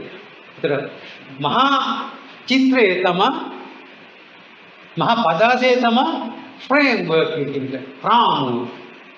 රාමුව තුළ පැන නැගින විවිධ වූ ප්‍රවණතා විවිධ වූ ප්‍රශ්නවලට උත්තර සොයන ක්‍රමවේද තමයි මොඩල් කියලා කියන්නේ. දැන් මේකට අපි බෙදලා තිනවා සත්ත්ව විද්‍යාව, අර විද්‍යාව, මේ විද්‍යාව, රසායන විද්‍යාව, භෞතික විද්‍යාව. ඒ ප්‍රශ්න අඳුනගෙන මොඩල් කරලා ඒ වගේ උත්තර හොයන ක්‍රමවේද දීලා තියෙනවා. ඒතර මොඩල් ක්‍රියාත්මක වෙන්නේ ඒ තාලෙ. ඒතර මේ එපිස්ටමෝලොජි කියන්නේ ෆ්‍රේම්වර්ක් එක රාමුව බල අධිකාරියක් තියෙන එකට බලයක් තියෙනවා බල අධිකාරියක් තියෙන ෆ්‍රේම්වර්ක් එක. ඒතර ඒ ෆ්‍රේම්වර්ක් එක තුළ තියෙනවා විවිධ වූ model. empiricism, rationalism, pragmatism, constructivism, scientific realism, relativism. මේ දාලේ විවිධ වූ ආකාරයේ උප ඒකක හැටියට විවිධ ආකාරයේ මේ ප්‍රශ්න වලට උත්තර හොයන මොඩල්ස් තියෙන ආකෘතියෙන් තියෙනවා. ඒතකොට මොකද්ද මේ empiricism කියලා කියන්නේ අනුභූතවාදය. මේක තමයි ගොඩක් වෙලාට ප්‍රබලව තියෙන්නේ. ඒ කියන්නේ මේ knowledge කියන එක ප්‍රධාන වශයෙන් ඉන්ද්‍රිය අත්දැකීමක්. මේ knowledge කියන එක knowledge දැනුම නෙවෙයි knowledge ප්‍රධාන වශයෙන් ඉන්ද්‍රිය අත්දැකීම් හැටියට. ඒ කියන්නේ නිරීක්ෂණ අත්දැක බැලීම. දැන් අපි පරීක්ෂණ කරන්නේ වඩිල් එකන ඒ දේවල් පිළිබඳව තමයි අපි මූලිකත්වයේ දෙන්නේ. අපි මේ ඇහැ කන නාසය දිව ශරීරයේ ඔස්සේ නිරීක්ෂණය කරන දේවල් ඔස්සේ තමයි අපි නිගමන වලට එන්නේ. ඒක තමයි එතන කියන්නේ. එතන මේ යටතේ වල ඉස්සර ගන්නවා මනස ආරම්භ වෙන්නේ අත්දැකීම් වලින්. නමුත් මම දන්නේ මයින්ඩ් කියන්නේ මනස කියන එක කියලා ගත්තොත් එතන ප්‍රශ්නයක් තියෙනවා මයින්ඩ් කියන්නේ මනස කියලාද? මනස ආරම්භ වන්නේ අත්දැකීම් වලින්. ඉතින් අපිට බැලුවට පේනවා ඉතින් එහෙම දැක්කෝ හිතන්නේ වෙන්නේ කියලා. නමුත් ඒක ඒ බටහිර ලෝකෙට එහෙම යටි එහෙම නෙමෙයි. විශේෂයෙන්ම අපි වගේ රටක් වගේ වෙනකොට අපේ තියෙන දැනුමත් එක්ක නුවණ ඥාන ප්‍රඥා. සතර සතිපට්ඨාන සූත්‍රයේ කියවන තේරුම් ගන්න පුළුවන්. ඉති අජ්ජත්තාව කායේ කායනුපස්සී විරති බහිද්ධාව කායේ කායනුපස්සී විරති අජ්ජත් බහිද්ධාව කායේ කායනුපස්සී විරති. මේ එළිය බාහිරින් එහෙම වෙන් කරන්න බෑ මේවා සමස්තයක් එකට ක්‍රියාත්මක වෙනවා. මේ මෙතනදී කරන්නේ එහෙම ගන්නේ මනස ආරම්භ වෙන්නේ බාහිර ලෝකයේ තියෙන දේවල්. ඒතර අන්න මනස බාහිර ලෝකෙත් එක මේ එකිනෙකට වෙන් කරන්න බැරි සමස්තයකට ක්‍රියාත්මක වෙන දේ කඩලා වෙන් කරා. මේ දෙක දෙක. මේ ඇහෙන්නේ මේ මූලික වෙන බාහිර තියෙන දේවල්. ඒ හින්දා තමයි මේ අපේ අනිකුත් දේවල් වලට එක එක දේවල් එන්නේ. එතනින් අයින් කරාට පස්සේ සංසාර පුරුද්ද කියන එක අර කෙලෙස් කියන දේවල් අපේ අතුලාන්තයේ තුර තියෙන දේ ක්‍රියාත්මක වෙන්නේ කොහොමද කියන මේ අධ්‍යාත්මික චින්තනයේ දැනුම අයින් කරලා දානවා. එතනින් එහාට ඒක ගැන අපිට තේරුම් ගන්න බැරි නෑ. අපි නිතරම මේ ඇහැට කනට නාසයට පෙම් දෙනවා. උදේ දැන් පහුගිය කාලේ නායකය අරෝමින වුණා කියෝකට කියනවා ස්වභාවික විපත්ති. අන්න මනස ආරම්භවන්නේ අත්දැකීම. අපිට නිකන් හිතනවා ඔය ඒක නිකන් ස්වභාවික විපත්ති නේ. ඒකනේ කියන්නේ ස්වභාවිකවත් නේ. අපිට ඒකට ඒ ස්වභාවික විපත්ති අපිට ඒකට තියෙනවද කිසිම පාලනයක්? අපිට පුළුවන් ද නායක වෙනවක් නැහැ. අපිට පුළුවන් ද ගංගොත්‍රේ වෙනවක් නැහැ. බෑ නේද? ඉතින් ඇත්තට ස්වභාවිකව නෝන්නේ.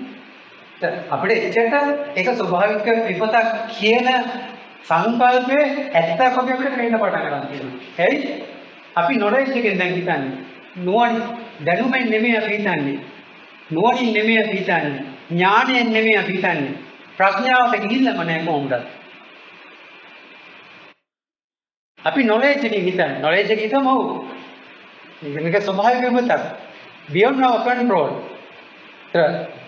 අර නීතිය තුල තියෙන අපිට act of God පිළිවෙලක්. ඒ කියන්නේ දෙවියන් වහන්සේගේ තුල සිදුවන ක්‍රියාවලියක් අපේ පාලනයෙන් පිටයිනේ. ඒක දෙවියන් වහන්සේට අදාළ දෙයක්.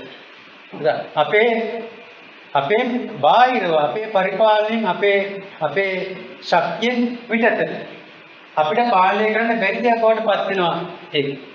ඉතින් අපිට වෙනවා එහෙම. ඒතර මේ පස්කන්ධ නායකයන් නම් කමන්නේ මේ පස්කන්ධට යට වෙලා මිනිස්සු මරනවාම ඒක ඇක්ට් ඔෆ් ගෝඩ්. ඒක ස්වභාවික විපතක්. අපි කියනවා ස්වභාවික විපතක් හින්දා යා මරනවා කියලා. එහෙමනේ අපි කියන්නේ. අපි හිතන මේ ස්වභාවික විපතක් හින්දා ඒක මරුනේ කියලා. හැබැයි අපිට දැන් හිතා ගන්න බැරුව වෙනවා මේ නුවණින් දැකීම නුවණින් දකින්න පටන් ගන්නකොට දකිනවා මේක එහෙම එකක් නෙමෙයි අර කිති අජ්ජත්තාව කායකානුපයස්සී යති බහිද්ධාව කායකානුපස්සීති ති අජ්ජත්තාව බහිද්ධාව කායකානුපස්සී යති කියන එක ඇතුළාන්තේ දැනුමෙන් මේ දැනුම ඉක්මවල දකින්නට තේරෙනවා මේකට සහ මුලින්ම අපේ වගකීමක් තියෙනවා අපිට මේකෙන් බේරෙන්න බෑ නීතියට ඉංග්‍රීසි නීතියට රෝමලන්දිස් නීතියට නොලෙජ් වලට අනුව අපිට සේ එකක් නැහැ අපිට වගකීමක් නැහැ හැබැයි නුවණින් බලනකොට දැනුමෙන් බලනකොට ඥාන වලින් බලනකොට ප්‍රඥාව වලින් බලනකොට තේරෙනවා මේක එහෙම එකක් නෙමෙයි මට මම මේ පොල්බහරි කොහේ හිටියට මටත් ඒකට වගකීමක් තියෙනවා ඒකට ඍජුව මොහොනද නැහැ ඍජුවම ඒකට වන්දි කිවීම කරලා තියෙනවා මේ හේතුඵලය ක්‍රියාත්මක වෙන්නේ මේ හේතුන් පටිච්ච සමුප්පාදං හේතු බංගා නිරුච්චති අන්න අපේ දැනුම නුවණ ඥාන ප්‍රඥා ඒතර ඒක සම්පූර්ණයෙන්ම අයින් කරලා දානවා හේතුන් පටිච්ච සමුප්පාදං හේතු බංගා නිරුච්චති කියන ඒ අතුලාන්ත දැක්ම දැන් මේකට අර බුද්ධාගමේ මේකල දාපු ගමන් කවුත් මේ ඊට සමාන බුද්ධාගමේ ගන්නේ අපිට අදාළ නැහැ හැබැයි අර ගම්පොළ වගේ කෙනෙකුට බුද්ධ ආගමේ කියලා නෑ UMP කියලා නෑ JVP කියලා නෑ ඉස්ලාම් කියලා නෑ වෙනසකින් තොරව පස් කඳු වලට යට වුණා වතුරට පිටි වුණා එතෙන්දී වෙනසක් වුණේ මේ ඇවිල්ලා කෙලින්ම ක්‍රියාත්මක වෙන්නේ හේතුන් පටිච්ච සමුප්පාදං මේක දැන් මේක කොහොම කිව්වත් ඔයගලන්ට තේරෙන්නේ නැහැ. ඇයි? නොලෙජ් වලින් හිතන්න පුරුදු කරලා තියෙන්නේ.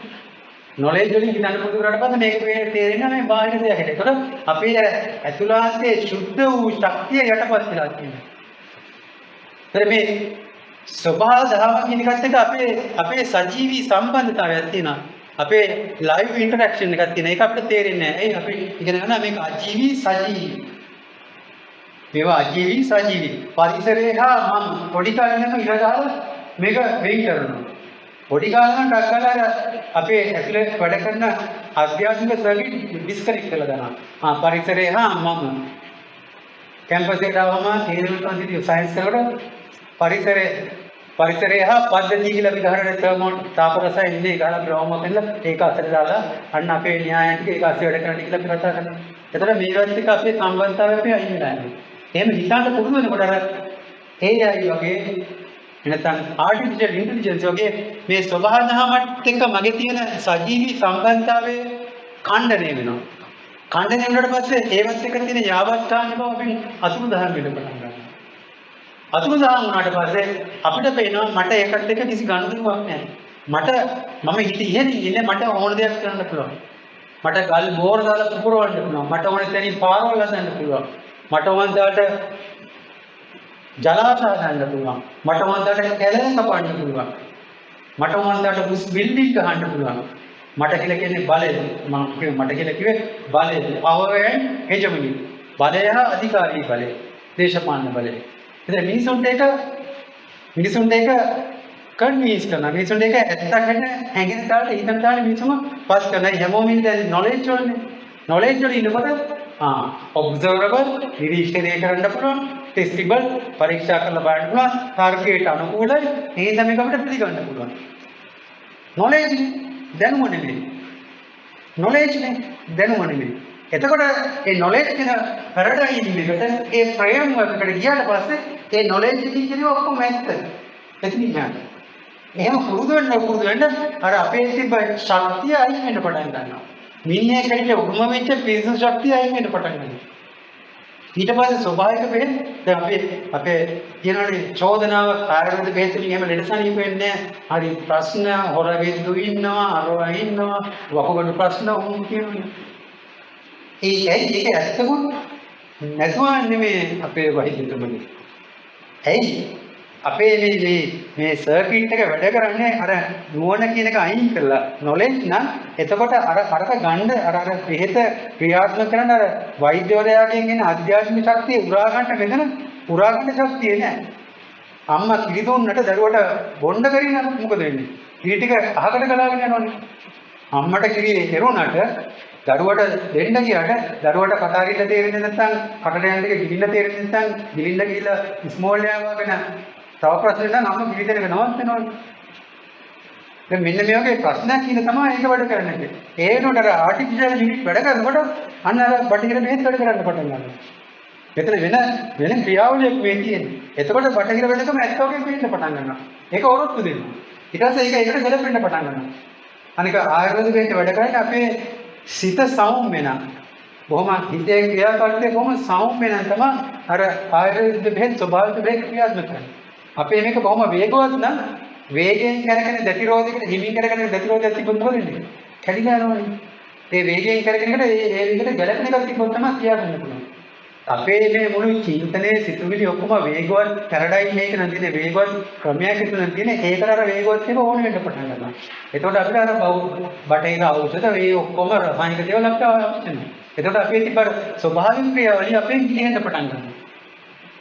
මෙන්න මේ තාලෙට තමයි මේක ගොඩනගෙන්නේ. එතකොට මනසෙන් මේ අධ්‍යක්ෂණය වලින් මනස ආරම්භ වෙන්නේ. knowledge ගොඩනගියද්දී සංකල්ප, පරිකල්ප, උපකල්ප, ආකල්ප, මනස්කල්ප මත. knowledge කියන එක build up වෙලා තියෙන්නේ perception කියලා කියන්නේ සංකල්ප, පරිකල්ප, උපකල්ප, ආකල්ප, මනස්කල්ප. ඉතින් සංකල්ප වල concept, පරිකල්ප, imagination, උපකල්ප, ආකල්ප, මනස්කල්ප, the mindsets. මෙන්න මේ තාල අංග පහකින් තමයි perceptions කියන්නේ. ඒ කියන්නේ හේතු දැක්වීම හෝ ඒව මෙහිදරව් කිරීමට වඩා අත්දැකීමට තියෙන මූලිකත්වයක් එක තමයි මේ අනුභූතිවාදයේ කියවෙන්නේ. ඒතර අනුභූතිවාදය කියන එක විද්‍යාව තුළ මේ සයන්ස් තුළ ලොකු සහයෝගයක් තියෙනවා. මේ ඇයි අපි ඇහෙන් නිරීක්ෂණය කරන්නේ තියෙන ගන්න. ඉතින් මේ තාලට ගත්තාම ප්‍රැග්මැටිසම් කියලා තියෙනවා. කන්ස්ට්‍රක්ටිවිසම් කියලා තියෙනවා. මම මේ ඔක්කොම එකින් විස්තර කරන්න යන්නේ. මේ තාලේ අංග ගණනාව එක තමයි මේක ක්‍රියාත්මක වෙන්නේ. මේ ඔක්කොම මේ තාලෙට මේ මතුවෙන්නේ ඇයි? මොකද මේ ඥාන විද්‍යාව කියන එක මම පැහැදිලි කරා. බටහිර ලෝකයේ ක්‍රිස්තියානි ලෝකයට ඇයි ඥාන විද්‍යාව අවශ්‍ය වුනේ? ඇයි මේක අවශ්‍ය වෙන්නේ? ඇයි මෙහෙම දෙයක් බටහිර ලෝකයේ තුල ක්‍රිස්තියානි ලෝකයේ තුල ආරම්භ වුනේ? විශේෂයෙන්ම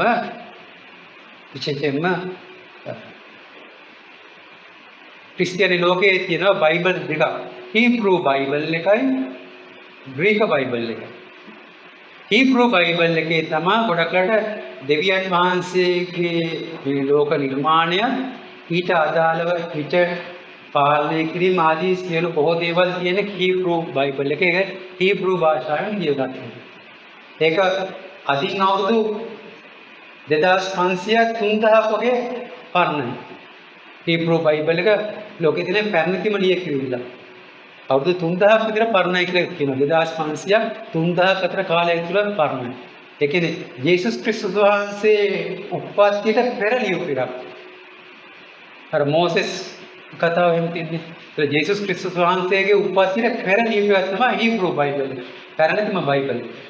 ඒ පැරණිතම බයිබල් එක පරිශීලනය කරමින් තිබ්බා. හැබැයි ඒ අතරතුර ඒ හීබ්‍රු බයිබල් එක පදනම් කරගෙන ක්‍රිස්තු පූර්ව 300 දී වගේ ක්‍රිස්තු පූර්ව 300 දී වගේ ගොඩක් පසුපානිනවා. ක්‍රිස්තු පූර්ව 300 වගේ වෙන කාලයේදී ග්‍රීක භාෂාවෙන් ලියවෙනවා බයිබල් එක. Greek Bible. ඒතර මේ බයිබල් දෙකේ යම් වෙනස්කම් තියෙනවා. ඒ තාලට ඔය බයිබල් දෙක තියෙනවා. හැබැයි ඒතර යුරෝපයේ තුල ඔය මධ්‍ය කාලීන යුගයේ කියන වගේ වෙනකොට විශේෂයෙන්ම ක්‍රිස්තු වර්ෂ පටන් ගත්ත මුල් යුගයේ වගේ වෙනකොට ක්‍රිස්තියානි ලෝකයේ බටහිර ලෝකයේ තුල සම්පූර්ණ පාලන බල අධිකාරීත්වයේ තිබෙන පල්ලිය තුල. පල්ලිය තමයි මුළු ක්‍රිස්තියානි ලෝකයේ පාලනය කරන්නේ. නීති හැදුවේ අධ්‍යාපනය දුන්නේ කලාව මිනිසුන්ගේ සදාචාරාත්මක ගුණවගාවන් ඒගොල්ලන්ගේ ජීවත් වෙන හැටි සියල්ල කියලා දුන්නේ පල්ලියට. පල්ලියට ලොකු අධිකාරී බලයක් තියෙනවා. පල්ලිය විසින් තමයි ඒක කරේ. ඒත් මිනිසුන් පල්ලියට ලොකු කැමැත්තක් තිබ්බා. හැබැයි ඒ වෙනකොටම විශේෂයෙන්ම ක්‍රිස්තු වර්ෂ 1054 වගේ වෙනකොට මේ ක්‍රිස්තියානි ඉගැන්වීම කොටස් දෙකකට බෙදෙනවා. ඕර්තොඩොක්ස් කියලායි රෝමානු කතෝලික කියලායි දෙකකට වෙන් වෙන්න පටන් ගන්නවා යම් යම් ප්‍රශ්න හින්දා. එතනදී මේ කොටස් දෙකකට වෙන් වෙනවා. එතන එක ප්‍රශ්නයක් තියෙනවා 1054 වගේ. ඊට පස්සේ 1300 ගණන් වල බ්ලැක් ඩෙත් කියලා වසංගත රෝගයක් වෙනවා. බ්ලැක් ඩෙත් කියලා වසංගත රෝගයක් වෙනවා. මේ වසංගත රෝගයෙන් යුරෝපීය ජනගහනයේ 3න් 1ක් විතර මිය යනවා. පැන්ඩමික් තත්ත්වයක් වසංගත රෝගයක් නිසා යුරෝපයේ ක්‍රිස්තු වර්ෂ 1300 ගණන් වලදී විශාල ප්‍රමාණයක් ජනගහනයක් මිය යනවා මේ රෝගයෙන්. එතකොට එක පැත්තකින් අර පල්ලිය කොටස් දෙකකට බෙදුණා. Eastern Orthodox Church and Roman Catholic Church කියලා දෙකකට වෙන්නවා. ඒ නිසා මිනිසුන්ට පොඩි හිස් අමනාප ගතියක් මේ පල්ලියේ දෙකට වෙන්නවා. ඊට අමතරව මේ දෙවන්ත රෝගයක් ඇවිල්ලා දෙවන්ත ප්‍රමාණය මිනිස්සු මැරෙනවා. ඒතර මිනිසුන්ට ප්‍රශ්නයක් ආව දෙවියන් වහන්සේ ඇයි අපි දිහා බලන්නේ නැත්තේ? ඇයි මෙහෙම මිනිස්සු මැරෙන්නේ කියන එකත් එක්ක යම්කිසි ප්‍රශ්න කිරීමක් එන්න පටන් ගන්නවා. ඒ වගේම ක්‍රිස්තු වර්ෂ 1300 ගණන් වගේ වෙනකොට පල්ලිය පිරිහෙන්න පටන් ගත්තා. කරප්ෂන්ස්. ඒ පූජකයන් මිනිස්සුන්ව රවට ගන්න පටන් ගත්තා දෙවියන් වහන්සේ ගැන විවිධ දේවල් කියලා බය කරලා මිනිස්සුන්ව පාලනය කරන මිනිස්සුන්ගේ සල්ලි ගන්න මිනිස්සුන්ට බොහොම චාම් ජීවිත ගත කරන්න කියලා මිනිස්සුන්ගේ සල්ලි අරගෙන ඒගොල්ලෝ බොහොම සැප පහසු ජීවිත ගත කරන්න පටන් ගත්තා. අද වෙනකොට අපේ පන්සල් වල භික්ෂුන් වහන්සේලා පිළිබඳව ගැටලුවක් තියෙනවා. භික්ෂුන් වහන්සේලාගේ පිරිහීමක් තියෙනවනේ කොහොම කවුරු මොනවා කිව්වත් එහෙම අපි නිරීක්ෂණය කරනවා දකින්නනේ. පන්සල් වල භික්ෂුන් වහන්සේලාගේ පිරිහීමක් තියෙනවා. ඒ වගේ 1300 ගණන් වලට මේ පල්ලියේ පූජකරුන්ගේ පිරිහීම දෙවැන්ද ලෙස දැඩි ලෙස ඒවකට හිටිය මැද ඒවකට හිටිය බුද්ධිමතුන් මේ පල්ලියේ පූජකයන්ගේ මේ කරප්ෂන්ස් මේ තියෙන වංචාකාරී ක්‍රියාකලාප දැඩි ලෙස විවේචනය කරනවා. දෙවියන් වහන්සේට විරුද්ධව නෙමෙයි. දේව භක්තියට විරුද්ධව නෙමෙයි. දේව සංකල්පයට විරුද්ධව නෙමෙයි. පල්ලිය මේ විසින් කරන බොහොම අනාචාරී ක්‍රියා පිළිබඳව මිනිසුන්ව රවටා ගැනීම පිළිබඳව දෙවැත්ත විවේචන ඉදිරිපත් කරනවා. ඒ ඉදිරිපත් කරනකොට අවසානයේ ඒගොල්ලෝ තේරුම්ගත්ත මේගොල්ලෝ දෙවියන් වහන්සේගේ ඉගැන්වීම නෙමෙයි අපිට කියා දෙන්නේ. මේගොල්ලෝ දෙවියන් වහන්සේව පෙන්න මිනිසුන්ව බය කරන වෙන දේවල් කරන්නේ. ඒ නිසා අපි මේ ස්ක්‍රිප්චර්ස් මේ මූලික ලියවිලි දෙවියන් වහන්සේගේ මූලික ලියවිලි අපි අරගෙන අපි කියවලා අපි මේක තේරුම් කරගන්නවා කියන තැනටපත් වෙනවා. ඒගොල්ලෝ ඔය කියන දේශනා කරන්නේ අපි විශ්වාස කරන්නේ නැහැ. ඒගොල්ලෝ මේ මිනිස්සුම රවට්ටනවා. ඒ නිසා දෙවියන් වහන්සේගේ ඇත්ත ඉගැන්වීම මොකක්ද කියන එක අපි දැන් හොයාගෙන යන්න කාලය ඇවිල්ලා කියලා ඒවකට හිටිය ස්කෝලර්ස්ලා ඒ යුගයේ හිටිය උගතුන් බුද්ධිමතුන් කියන අය මේ වැඩේ අතට ගත්තා. මොන වැඩේද? මේ දෙවියන් වහන්සේ කියන්නේ මේගොල්ලෝ පල්ලියට විරුද්ධ වුණා කියලා කියන්නේ දෙවියන් වහන්සේගේ විශ්වාසයට විරුද්ධ වීමක් නෙමෙයි. ඒගොල්ලෝ මේ අර හිටිය පූජකයන්ට විරුද්ධ නේ. පූජකයෝ මේ මිනිස්සු රවට්ටපු වැඩේට. අද අපේ රටේ එහෙම දෙයක් කියන අපි කොච්චර නැහැ කිව්වා වුණාට මේ අපි ප්‍රායෝගිකව තේරුම් ගන්න දේවල් තියෙන සමාජය තුළ. ඒ වගේ එදත් ඒ පූජකයන් ගැන හිත තිබ්බා. ඒ නිසා ඒ අතරතුර ඒගොල්ලන්ට හම්බ වෙනවා අර ග්‍රීක බයිබලයේ මේ මූලික ලියවිලිත් ඒගොල්ලෝ හොයාගන්නවා. ඒක තියෙන ග්‍රීක භාෂාවෙන්. ඒ වගේම හීබ්‍රු භාෂාවෙන් ලියවිච්ච බයිබල් එක හම්බ වෙනවා. මේ දෙකේ තියෙන ආකාර දෙක. ග්‍රීක බයිබල් එකට එනකොට තමයි ජේසුස් ක්‍රිස්තුස් වහන්සේ පිළිබඳව මිනිස්සෙක් විසින් කරපු දේශනයක් හැටියට සඳහන් වෙන්න පටන් ගන්නවා. හීබ්‍රු බයිබල් එකේ එහෙම නෙමෙයි දෙවියන් වහන්සේ කිව්වා හැටියට තමයි දේව වාක්‍ය හැටියට තමයි ඒ සියල්ල තියෙන්නේ. මේ දෙක එකව කරලා කියවලා මේක මේ ඇත්තටම දැන් භාෂා දෙකක්. ඒ භාෂා දෙකේ මොනවද තියෙන්නේ හරියටම ගන්න එක අන්න ඒගොල්ලන්ට ඕන වුණා. මේකේ මේ කියන්නේ මොකක්ද? අන්න එතෙන්දි තමයි ඒගොල්ලන්ට අවශ්‍ය වෙන්නේ ලොජිකල් තාර්කික වෙන්න ඕනේ. කියන එක පෙන්වන්න පුළුවන් වෙන්න ඕනේ. පරිේශනාත්මක වෙන්න ඕනේ. සාක්ෂි සාධක ඇතුව මේක පෙන්වන්න පුළුවන් වෙන්න ඕනේ. ඊළඟට මේ කියන මේ ලියපු පැරදි භාෂාවේ ලියපු එක අපි පරිවර්තනය කරනකොට ඒ කියපු එකම පරිවර්තනය වෙන්න කියන්න බෑ. එහෙනම් දැන් ප්‍රතිති අජත්තව කාය පස්සීති බහිද්ධාව කාය පස්සීති කියනකොට ඒකේ බුදුහාමුදුරුවෝ මොකද්ද කිව්වේ? දැන් අපි දැන් තේරුම් ගන්න එකයි බුදුහාමුදුරුවෝ කියන්නේ අදහස් කරපු එකයි දෙකම සමාන නැත්නම් මොකද වෙන්නේ? අපි අරක කියවත් වෙන එකක් කරන්නේ. ඒතර ඒකත් විමුක්තියද? ඒතර එහෙනම් ඒගොල්ලන්ට අවශ්‍ය වුණා මෙන්න මේ ඒ බයිබල් එකේ ඒ බයිබල් භාෂාවෙන් කියපු බයිබල් දෙකේ අදහස ඇත්තම දේව අදහස මත කියලා හොයාගන්න. එතකොට මේකට මොකද කරන්න තියෙන්නේ? සාක්ෂි සාධක ඇතුව අන්න වාග් විද්‍යාව. ලින්ග්විස්ටික් වාග් විද්‍යාව කියන එක ඔන්න මතුවෙන්න පටන් ගන්නවා. ඒ තාට මේ සාක්ෂි මේ එපිස්ටමොලොජි කියනවා දැනුම මේවා ඇත්තද මේ කියන දේවල් කොහොමද මේවා කරන්නේ කියලා මෙන්න මේවා පිළිබඳව තියෙන සැක සංකා අයින් කළා පුළුවන් තරම් සුද්ධ කළා දෙවියන් වහන්සේ කියපු දේකට මත එතෙන්ටම පිටුවෙන්ට මේ අපි අර්ථකථනයක් හදාගන්න ඕනේ කියන තැනට ඒගොල්ලෝපත් වෙනවා. මෙන්න මේ ව්‍යායාමයේ උත්සාහයෙන් ඉන්න තමයි රෂනල් අපි දැන් විතරක් පාවිච්චි කරන රෂනල් වෙනවා කියලා. මේ රෂනල් කියන කතාව වෙන්නේ එහාට. සකසංකා කියන මේක තේරුම් ගන්න බැහැ රෂනල් වෙන සාක්ෂි සාධක ඇතුව. හැබැයි ඒක ඒ ටයිම් එකට ඒ ෆ්‍රේම් එකට විතරයි සාධාරණයි. ඒක නිතරම ක්‍රිස්තියානි බයිබල් නිතරම මොකද කරන්නේ? ඒගොල්ලෝ සැරිසැරේ ඒවා අප්ඩේට් කරනවා. නිතරම අප්ඩේට් කරනවා. ඒ තියෙන කරුණු කාරණා එක ලොකේ මම වෙන 1940 ගණන් වුණාම ඉරත්නා මේ විශාල බයිබල් ස්ක්‍රිප්චර්ස් ගොඩක් මෑත් දෙකදී. ඒ වන්දාට පස්සේ ආයසරයක් මේක ඒවත් කියලා ආය අප්ඩේට් කරන ඉවරයක් නෑ. හැබැයි අපේ තියෙන්නේ කොහොමද? දැන් අපිට ඔය ප්‍රශ්න නෝනේ. ත්‍රිපිටකයේ කියන එක දැන් මම කිව්වා අධ්‍යාත්මතාව කායකාරී ප්‍රශ්නෙදී. ඔය කී දැන් අපි අපේ සිංහලෙන් පරිවර්තනයක් ලියුවොත් ඕකමද අපි කොහොමද කියලා දැනගන්නේ කියන ප්‍රශ්නේ නෝනේ. ඒතර ඕක කොහොමද හරියන්නේ? ඕකට ඔය කියන අර්ථකථනය හරි කොහොමද? සිංහල දැන් ත්‍රිපිටකයේ තියෙනවා සිංහල පරිවර්තනයක් ඔබට. ඒ සිංහල පරිවර්තනය කියන එක හරියද කියලා අපි කොහොමද දන්නේ? ඒ පරිවර්තනයේ කියන එකමද බුදුහාමුදුරුවෝ අදහස් කරේ. කියන ප්‍රශ්නේ නෝනේ අපිට. ඒක කොහොමද මේක විසඳගන්නේ? එතකොට වන්නේ අපි යනවා රෂනල් සයන්ටිෆික් ප්‍රොටෙස්ටන්ට් ක්‍රිස්තියානි මත වෙන්නේ මෙන්න මේ තාලෙ. ඒතර මේක බොහොම රෂනල් තාලට ඒතර ක්‍රිස්තියානිකම බොහොම රෂනල් බොහොම තාර්කිකයි. ෆැක්ට්ස් ෆිගර්ස් ඇතුව තාර්කිකව ඒක ගොඩනගලා තියෙනවා. බොහොම සයන්ටිෆික්. ද සයන්ස් මත වෙන්නේ මෙන්න මේ කියන ක්‍රිස්තියානි ලෝකයේ තුල ක්‍රිස්තියානි ලෝකයේ තුල එදා පල්ලියේ තිබ්බ ප්‍රශ්න නිසා ඒ එක්කම බුද්ධිමතුන්ගේ නැගිටීමත් එක්ක ඇති වුණ රෙනයිසන්ස් පීරියඩ් එක.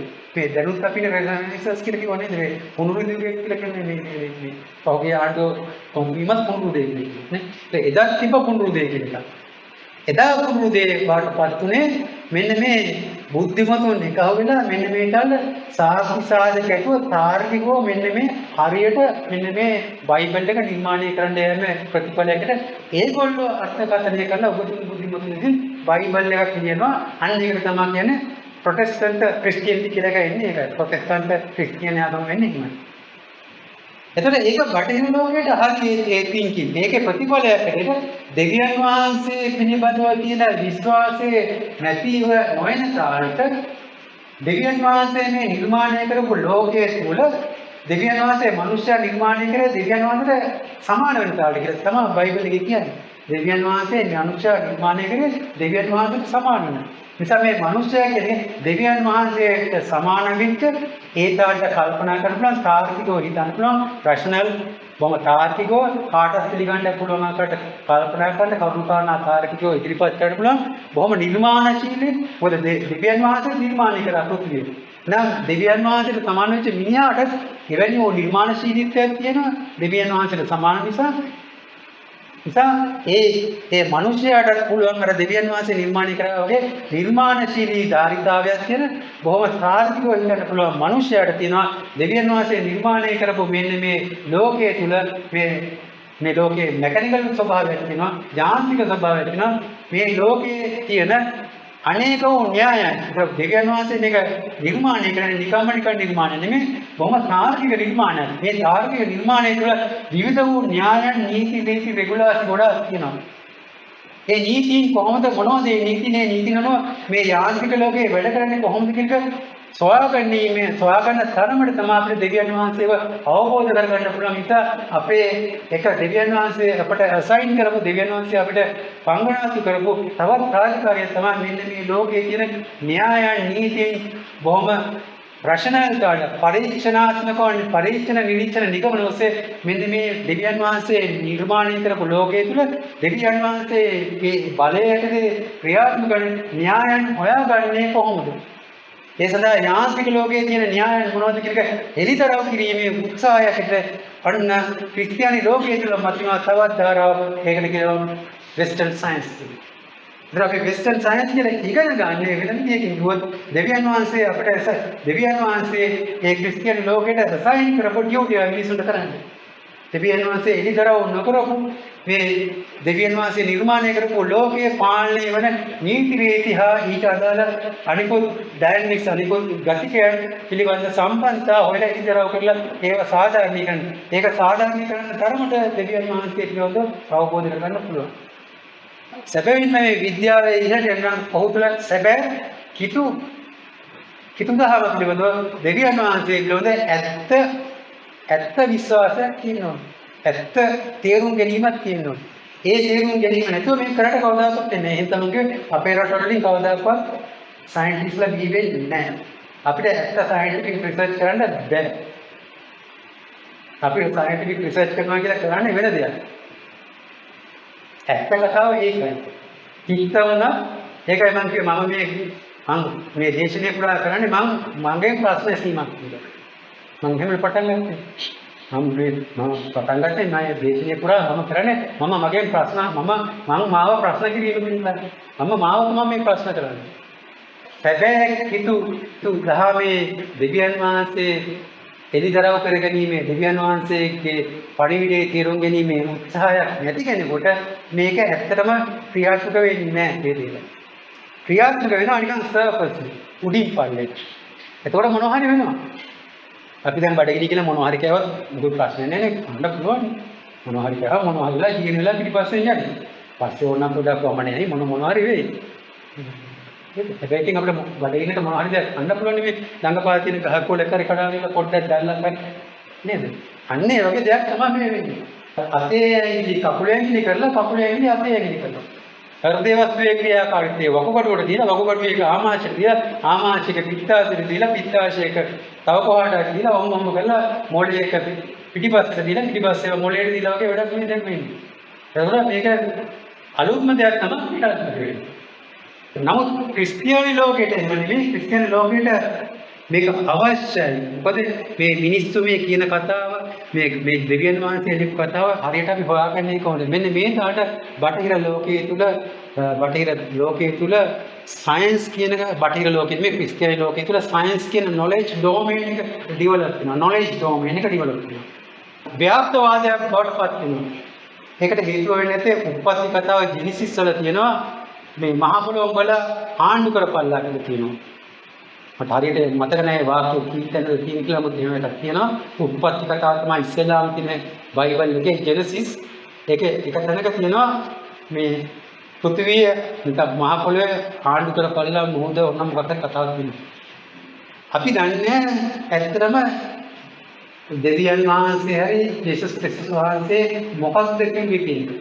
නමුත් ඒකේ වැරදි පරිවර්තනයක් හරි ඉන්ටර්ප්‍රිටේෂන් එකක් හරි කියෙහිද සමාජ හිතුවක් දන්නේ මේ මුළු ලෝකෙම අපි ආක්‍රමණය කරන්න ඕනේ කියලා හිතලා මේක අර අතේ ඇඟිලි කකුලටත් අයි වෙලා ඔක්කොම එහෙම කරලා දන්නේ. ඒ නිසා ඒ thinking ඒ ideology මෙහාට ආවා. දැන් මෙහෙ තිබ්බ ශක්තිය නැතුව ගියා. අපිට තිබ්බේ එහෙම එකක් නෙමෙයි. අපිට සැකයක් තිබ්බේ නැහැ.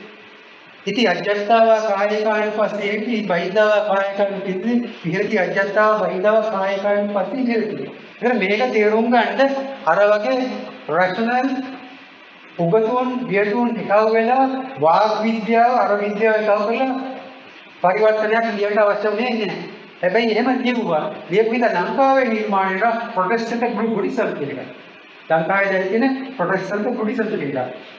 මේ ඒක විදිහට කොහොම රැෂනල් විද්‍යාර්ථයන් විද්‍යාත් ආචාර්ය මහාචාර්යවරු භික්ෂුන් වහන්සේලා එකවල පරිවර්තනය කරා වචනින් වචනේ පරිවර්තනය කරන සිංහල පරිවර්තනයක් තියෙනවා. ඒ සිංහල පරිවර්තනය පදනම් කරන් බණ කියන්නේ. ඉතින් එතන අපි ඉන්න අර නොලෙජ් කියන ඩොමේන් එක ඇතුලේ ඉඳගෙන සකසංකා කියන ඩොමේන් එක ඇතුලේ ඉඳගෙන සාහිත්‍යික පරිශ්‍රණ වලින් විස්තර කරන්න ඕනේ ඔප්පු කරන්න ඕනේ කියන මනෝභාවයේ තින්කින් එක පුර ඉඳගෙන නුවණ කියන එක අයින් කරලා දාලා අපි බණ අහනවා. අපි නොලෙජ් එකකින් සෝහන් වෙනවා.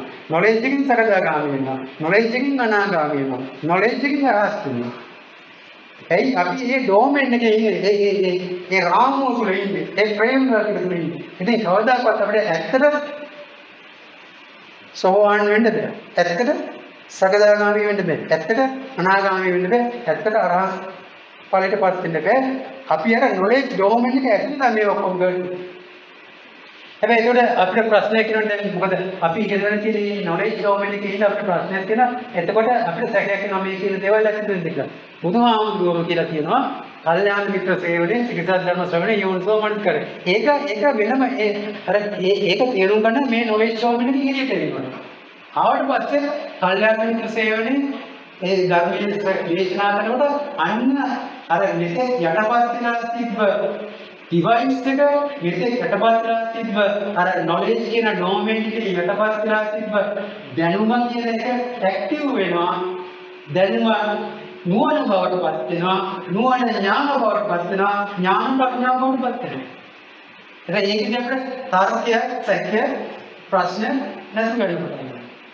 පෙරදිග ලෝකයේ ලංකාවේ තිබ්බේ දැනුමත් ඉක්මවපු ඥාන දැනුමෙන් පටන් ගන්න දැනුම ඉක්මවපු ඥාන අර විලමහත්ය වේදගත ඥානවලු නුවණින් නුවණින් තමයි මහත්ය විනාඩි ගණනකට බෙහෙත් කරන්නේ. අදට තියෙනවා මට අත්දැකීම් තියෙනවා කිසිම ස්කෑනර් මැෂින් වලට යන්නේ නැතුව සල්ලි 10 ගණන් විඳන් කරන්නේ නැතුව ස්කෑන් කරලා එක ඔයාගේ අහවල් දෙන මෙතන ප්‍රශ්නයක් තියෙනවා. ඔකට අහවල් විද්‍යාඥයෙක්ගේ බෙහෙතක් ගන්න. කියලා නම් කරන්න පුළුවන් අය ඉන්නවා. විනාඩියක් කියන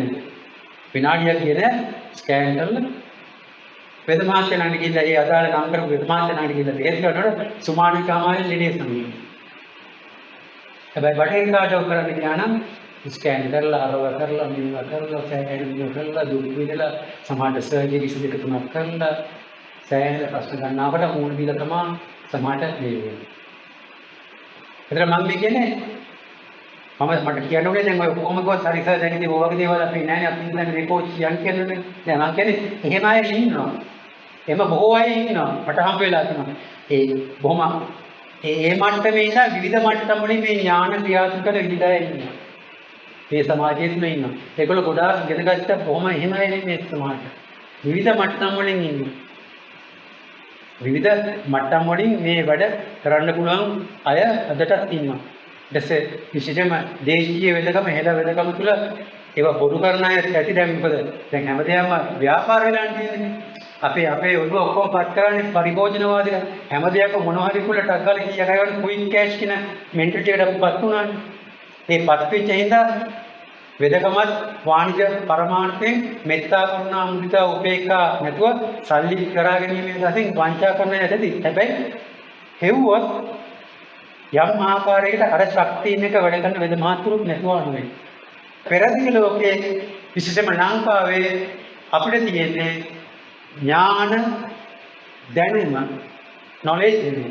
නමුත් අපි මොකක් හරි හේතුවක් හින්දා අපි වැරදි කෝච්චි එකට නැගලා තමයි අපි ඔක්කොම දැන් මේ යන්නේ. මමත් ඕගොල්ලෝ පහුගිය පරම්පරා ගන්න ආවොත් ඉදිරි පරම්පරා කීයක් මේ කෝච්චියේ ඉඳ කියනවම දන්නේ නැහැ. හැබැයි මම තේරුම් ගන්න තියෙනවා අපි මේ යන කෝච්චියෙන් ඉක්මනට බහින්න ඕනේ. අපි කෙසේ වෙතත් මම නම් බහින්න ඕනේ කියලා මම තේරුම් ගන්න තියෙනවා මේ මං යන කෝච්චියෙන් මං ඉක්මනට බහින්න ඕනේ. ඉතින් මම පුළුවන් තරම් උත්සාහ කරමින් ඉන්නවා ඊළඟ නවත්තන ස්ටේෂන් එකේ ඉක්මනට මේ කෝච්චියෙන් බහින්න. දැස්සට පස්සේ මට තේරෙනවා දැන් කෝච්චිය නවත්තලා මම බහින්න ඉන්නේ නැතුව කියලා. දැන් මට තේරෙනවා යම් ආකාරයකට නුවණ කියන එක මොකක්ද ඥාන කියන එක මොකක්ද කියන එක ගැන මට යම් අත්දැකීමක් තියෙනවා. මොකද ඒක එතනින් එහාට අර සයන්ස් වල වගේ අර ඥාන විභාගයේ වගේ එපිස්ටමොලොජි වගේ ඒක එක්ස්ප්ලেইন කරන්න යන්නේ ඒක ඉච්චරයි. ඒක තේරෙනවා ඉච්චරයි. එතනින් එහාට මොකද ඒක මම තව කාටවත් නෑ ඒක මෙහෙමයි කියලා ඒත්තු ගන්නන්න යන්නේ නෑ. අපේ ගොවි මහත්තුරු කුඹුර වල වැඩ කරන්නේ නොලෙජ් එක නෙමෙයි දැනුම. නොලෙජ් එක නෙමෙයි දැනුමත් එක. අපේ ওই මහා වැව් හැදුවේ නොලෙජ් එක නෙමෙයි දැනුමේ. දැන් අපි ඒකට නොලෙජ් දාලා අපේ පරණ සයන්ස් තිබ්බ කියලා සයන්ස් ඇන්ඩ් ටෙක්නොලොජි කියලා අපි වෙන මොනවද පුරා විද්‍යාව අර විද්‍යාව කියලා හොඳයි මොකුත් නැති නිසා. මොකුත් නොකරනවට වඩා හොඳ මොනවා හරි කරන්න. හැබැයි මොනවා හරි කරනවා කියලා කිසිවක් කරනවා නම් ඊට වඩා හොඳ මොකුත් නොකර තමන්ගේ පාඩුවේ විද්‍යාවට තමන් ඉන්නේ. දැන් ඔයගොල්ලෝ අපි හැමෝම දන්නවනේ සර් අයිසැක් නිව්ටන් ගැන. අයිසැක් නිව්ටන් ගැන අපි කියනවා සර් අයිසැක් නිව්ටන් කියන්නේ විද්‍යාවේ පියා. නැත්නම් විශේෂම භෞතික විද්‍යාවේ පියා. මොකද නිව්ටෝනීය ෆිසික්ස් ගැන අපි කතා කරන්නේ. ඊට පස්සේ තමයි ඒ නිව්ටෝනීය ෆිසික්ස් වලට අපි කියනවා ක්ලාසිකල් ෆිසික්ස්. ඒක අනිත් පැත්ත අපි කතා කරනවා ක්වොන්ටම් ෆිසික්ස් කියලා එකක් කතා කරනවානේ. එහෙම ඔයගොල්ලෝ ඉගෙන ගන්න ඉතින් නිව්ටෝනීය ෆිසික්ස් අදටත් වැඩ කරනවානේ. මිසයිල් එකක් යවන්නේ හැම දෙයක්ම කරන්න අපි මේ මහේෂාත්මක විතර නිව්ටෝනීය ෆිසික්ස් වලින් කියලා කියනවා. ඒතර මේ නිව්ටන් හැබැයි නිව්ටන් කියන්නේ කවුද? Isaac Newton. Sir Isaac Newton කියන්නේ කවුද? අපි ඒක දන්නේ නැහැ. හැබැයි අපි දන්නවා සර් අයිසැක් නිව්ටන් අර ගහක් යට ඉන්නකොට ඇපල් ගහක් යට ඉන්නකොට ඇපල් ගෙඩියක් ඔලුවට වැටුණාට පස්සේ එයා කල්පනා කරනවා මේ ඇපල් ගෙඩිය ඇයි ඔලුවට වැටුනේ කියලා. එහෙම තමයි අපි ඉගෙන ගන්න තියෙන්නේ. අපිට සර් අයිසැක් නිව්ටන් ගැන දන්නේ අපි එච්චරයි. අපි දන්නේ එච්චරයි. අපිට කල්පනා වෙන්නේ පොල් ගහක් යට ඉඳි පොල් ගෙඩියක් ඔලුවට වැටුනොත් මට මොකද වෙන්නේ කියලා වල නේ. මම පොල් ගහක් යට ඉන්නකොට පොල් ගෙඩියක් මගේ ඔලුවට වැටුනොත් එහෙම සර් අයිසැක් නිව්ටන් හිතච්ච දේ මට හිතෙන්නේ නෑ නේද? පොල් ගෙඩියක් ඔලුවට වැටුනොත් එහෙම මම කියන්නේ එහෙම නෙමෙයි. සර් අයිසැක් නිව්ටන්ගේ ඔළුවට ඇපල් ගෙඩියක් වටනා නෙමෙයි. සර් අයිසැක් නිව්ටන්ගේ හිස මතට දෙවියන් වහන්සේ ඇපල් ගෙඩියක් පතිත කරලා ඉවරලා දෙවියන් වහන්සේගේ පණිවිඩය ලෝකයට දෙන්න ඕන දාන්නට කටයුතු කරන්න කියලා සර් අයිසැක් නිව්ටන්ව උත්තේජනය කරා. ඒ ඇපල් ගෙඩිය අපි ඇත්තට දන්නේ නැහැ සර් අයිසැක් නිව්ටන්ගේ ඔට්ටෝ ඇපල් ගෙඩියක් වටනවාද කියලා. අපි දන්නේ නැහැ. කවුරු හරි කියන කතාව ඒක නොලෙජ්. ඉතින් ඒ නොලෙජ් එකට මම කියන්නේ සර් අයිසැක් නිව්ටන්ගේ ඔළුවට දෙවියන් වහන්සේ ඇපල් ගෙඩියක් පතනය කරලා දෙවියන් වහන්සේගේ මේ පණිවිඩය ලෝකයට වෙනත් විදිහකට තේරුම් ගන්න පුළුවන් විදිහට කියා දීපන් කියන උත්තේජනයක් තමයි ගහයට සිද්ධ වුනේ. ඒ ගහක් යට ඉන්න එක ගහක් යට ඉඳගෙන ඉන්න එක වටිනාකමක් තියෙනවා කියන එක ඒක කියන්නේ. දැන් සිද්ධාර්ථ බෝධිසත්වයන් බෝගහක් යට හිටියේ. අයිසැක් නිව්ටන් ඇපල් ගහක් යට හිටියේ. නේ ගහක් යට ඉන්න එකේ වටිනාකමක් තියෙනවා. මොන හරි උඩට වැටුනොත් තියෙනවා. ඇපල් ගෙඩියක් වෙන්න ඕනේ නැහැ. අධ්‍යාත්මික ශක්තිය දැන් බෝසතාණන් වහන්සේගේට උනේ අධ්‍යාත්මික ශක්තිය කවුරු ඉන්නේ? අයිසැක් නිව්ටන් ඇපල් ගෙඩියක් වෙන්නේ භෞතිකව. ඇයි මම මෙහෙම කියන්නේ? අයිසැක් නිව්ටන් කියන්නේ භෞතික විද්‍යාඥයෙක් නෙමෙයි. එයා දෙවියන් වහන්සේ පිළිබඳව ලොකු භක්තියේ දේවවාදයේ වෙනුවෙන් වැඩ කරපු කෙනෙක්. දේවවාදී කියන්නේ දෙවියන් වහන්සේ පිළිබඳව තියෙන ඉගැන්වීම් වෙනුවෙන් වැඩ කරපු කෙනෙක්. ඒ දෙවියන් වහන්සේගේ ඉගැන්වීම් පිළිබඳව තියෙන විකෘතීන් කරපු දැන් ප්‍රകൃතිමත් ඒවා නිවැරදි කිරීම වෙනුවෙන් සෑහෙන අරගලකාරීතාවට මෙදියත් මේ බුද්ධිමය දායකත්වයක් දක්වපු කෙනෙක්. සර් අයිසැක් නිව්ටන් කියන්නේ. එයාට දෙවියන් වහන්සේගේ ඉගැන්වීම් පිළිබඳව සෑහෙන ලොකු එයාට උනන්දුවක් ඒ කෙරේ ඒ විශ්වාසය මත වැඩ කරපු කෙනෙක්. එයා භෞතික විද්‍යාඥයෙක් නෙමෙයි. එයා ක්‍රිස්තු වර්ෂ 1692 දෙසැම්බර් 10 වෙනිදා බිෂොප් කෙනෙක් හිටියා ડોક્ટર બેન્ટલી කියලා. ડોક્ટર બેન્ટલીට ලියනවා ලියුමක්. ඒ කාලේ යා ડોક્ટર બેન્ટલીට ලියුම් 4ක් ලියනවා. ඒ පළවෙනි ලියුමේ එක කොටසක් මම පෙන්නන්නම්. 4 letters from Sir Isaac Newton to Dr. Bentley containing some arguments in proof of a deity. මේ දෙවියන් වහන්සේ ඉන්නවා කියන එක ඔප්පු කිරීම සම්බන්ධව අනාවරණය කරමින් තමයි මේ ලියුම ලියලා තියෙන්නේ. මේ ලියුම තුළ එයා කියන්නේ මොකද? ගුරුත්වාකර්ෂණ වාදය. මේ ගුරුත්වාකර්ෂණ වාදය ගැන තමයි මේ ලියුම අතරින් මෙයා ડોક્ટર બેન્ટલી කියන්නේ බිෂොප් කෙනෙක්. බිෂොප් කෙනෙකුට ලියන්නේ. තව සයන්ටිස්ට් කෙනෙකුට නෙමෙයි. බිෂොප් කෙනෙකුට තමයි මේ අපි මේ ගුරුත්වාකර්ෂණවාදය ගැන පැහැදිලි කරන්නේ. ඇයි? මේ දෙවියන් වහන්සේ පිළිබඳව ඒක කොහොමද පටන් ගන්නේ? මේ පළවෙනි මේ ලියුමේ පළවෙනි කොටස පටන් ගන්නේ I would now add that the hypothesis of matters being at first evenly spread through the heavens is in my opinion inconsistent with the hypothesis of innate gravity without a supernatural power to reconcile them, and therefore it inferior.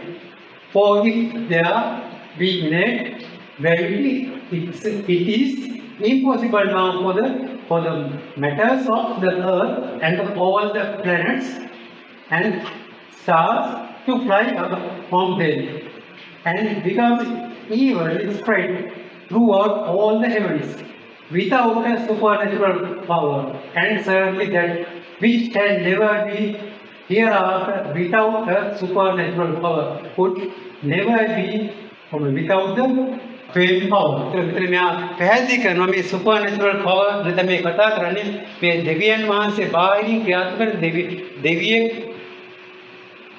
එවැනි දිව්‍යමය බලයකින් තොරව මෙවැනි ආකාරයට මේ ග්‍රහලෝක විසිරලා මේක තියෙන බෑ කියලා මේක ඇතුලේ බොහොම තාර්කිකව මෙයා ලස්සනට මේ දෙවියන් වහන්සේගේ බලය හා මේකේ ක්‍රියාකාරීත්වයෙන් තොරව මේ ග්‍රැවිටේෂනල් පවර් එක පවතින්න බෑ.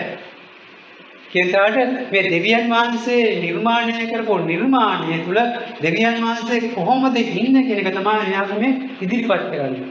ඒකයි මම කිව්වේ සර් අයිසැක් නිව්ටන්ගේ ඔළුව මතට ඇපල් ගෙඩියක් නෙමෙයි සර් අයිසැක් නිව්ටන්ගේ ඔළුව මතට දෙවියන් වහන්සේ ඇපල් ගෙඩියක් පතනය කළා. උඹ තමයි සුදුසා. උඹ මෙන්න මේ දෙවියන් වහන්සේගේ පණිවිඩය මෙන්න මේ වර්ෂන් එකකින් දැන් ඉන්න මිනිසුන්ට තේරුම් ගන්න පුළුවන් මෙකැනිකල් වර්ල්ඩ් එකේ දෙවියන් වහන්සේගේ මේ බලය කොහොමද ක්‍රියාත්මක වෙන්නේ කියන තේරුම් ගන්න පුළුවන් ආකාරයට මෙන්න මේ අදහස ඉදිරිපත් කරන්න කියන අදහස තමයි ඇපල් ගෙඩිය තුලින් නිර්මාණ මේ ඇති කරන්නේ. ඉතින් ඒ නිසා මේ මුළු සමස්තයේ පුරාම ක්‍රියාත්මක වෙන්නේ එවැනි අදහස්. හැබැයි අපි මේ සමස්ත ඓතිහාසික පසුබිමකින් තොරව ඓතිහාසික පසුබිමේ අදහස් වලින් තොරව අවසානයේ අපි බෝඩ් එකේ ලියන x සමානයි එන්නේ කියලා ඉතින් තව සමීකරණ ගොඩාක් සාපේක්ෂතාවාද අරවාද මේවාද ඉතින් කොහොම අපි එන ඉගෙන ගන්නවා. නමුත් මේක උද්ගත වුණේ කුමන සංදර්භයක් තුළ කුමන ඓතිහාසික අවස්ථාවක් මතද කියන එක අපි දන්නේ නැහැ. එහෙම වුණාට පස්සේ මොකද වෙන්නේ? අර අපිට තිබ්බ දැනුම ඥාන ප්‍රඥා අපිට අහිමි වෙනවා. ඊට පස්සේ අපිපත් වෙනවා අපිට උරුමකම් නොකියන වෙනත් සංස්කෘතික ආభాෂයක් තුළ වැඩ කරන මිනිස්සු. ඒ නිසා තමයි අපේ රටේ අද මේ ප්‍රශ්න තියෙන්නේ. මේක අපි තේරුම් ගන්න බැරුව ගිහිල්ලා අපි ආයතනයක් අර බටහිර ලෝකයෙන් දීපු ඒ ක්‍රමය අනුව අපි පක්ෂ වලට බෙදෙනවා, ආගම් වලට බෙදෙනවා. ඊට පස්සේ අපි එකිනෙකාට කුලල් කා ගන්නවා, අපි දෝෂාරෝපණය කරනවා, අපි වෛරය පතුරවනවා. දේශපාලනයේ පුරාම එක කොටසක් තව කොටසකට වෛරය පතුරවනවා. ඒක නිකන් නිකුත්නේ.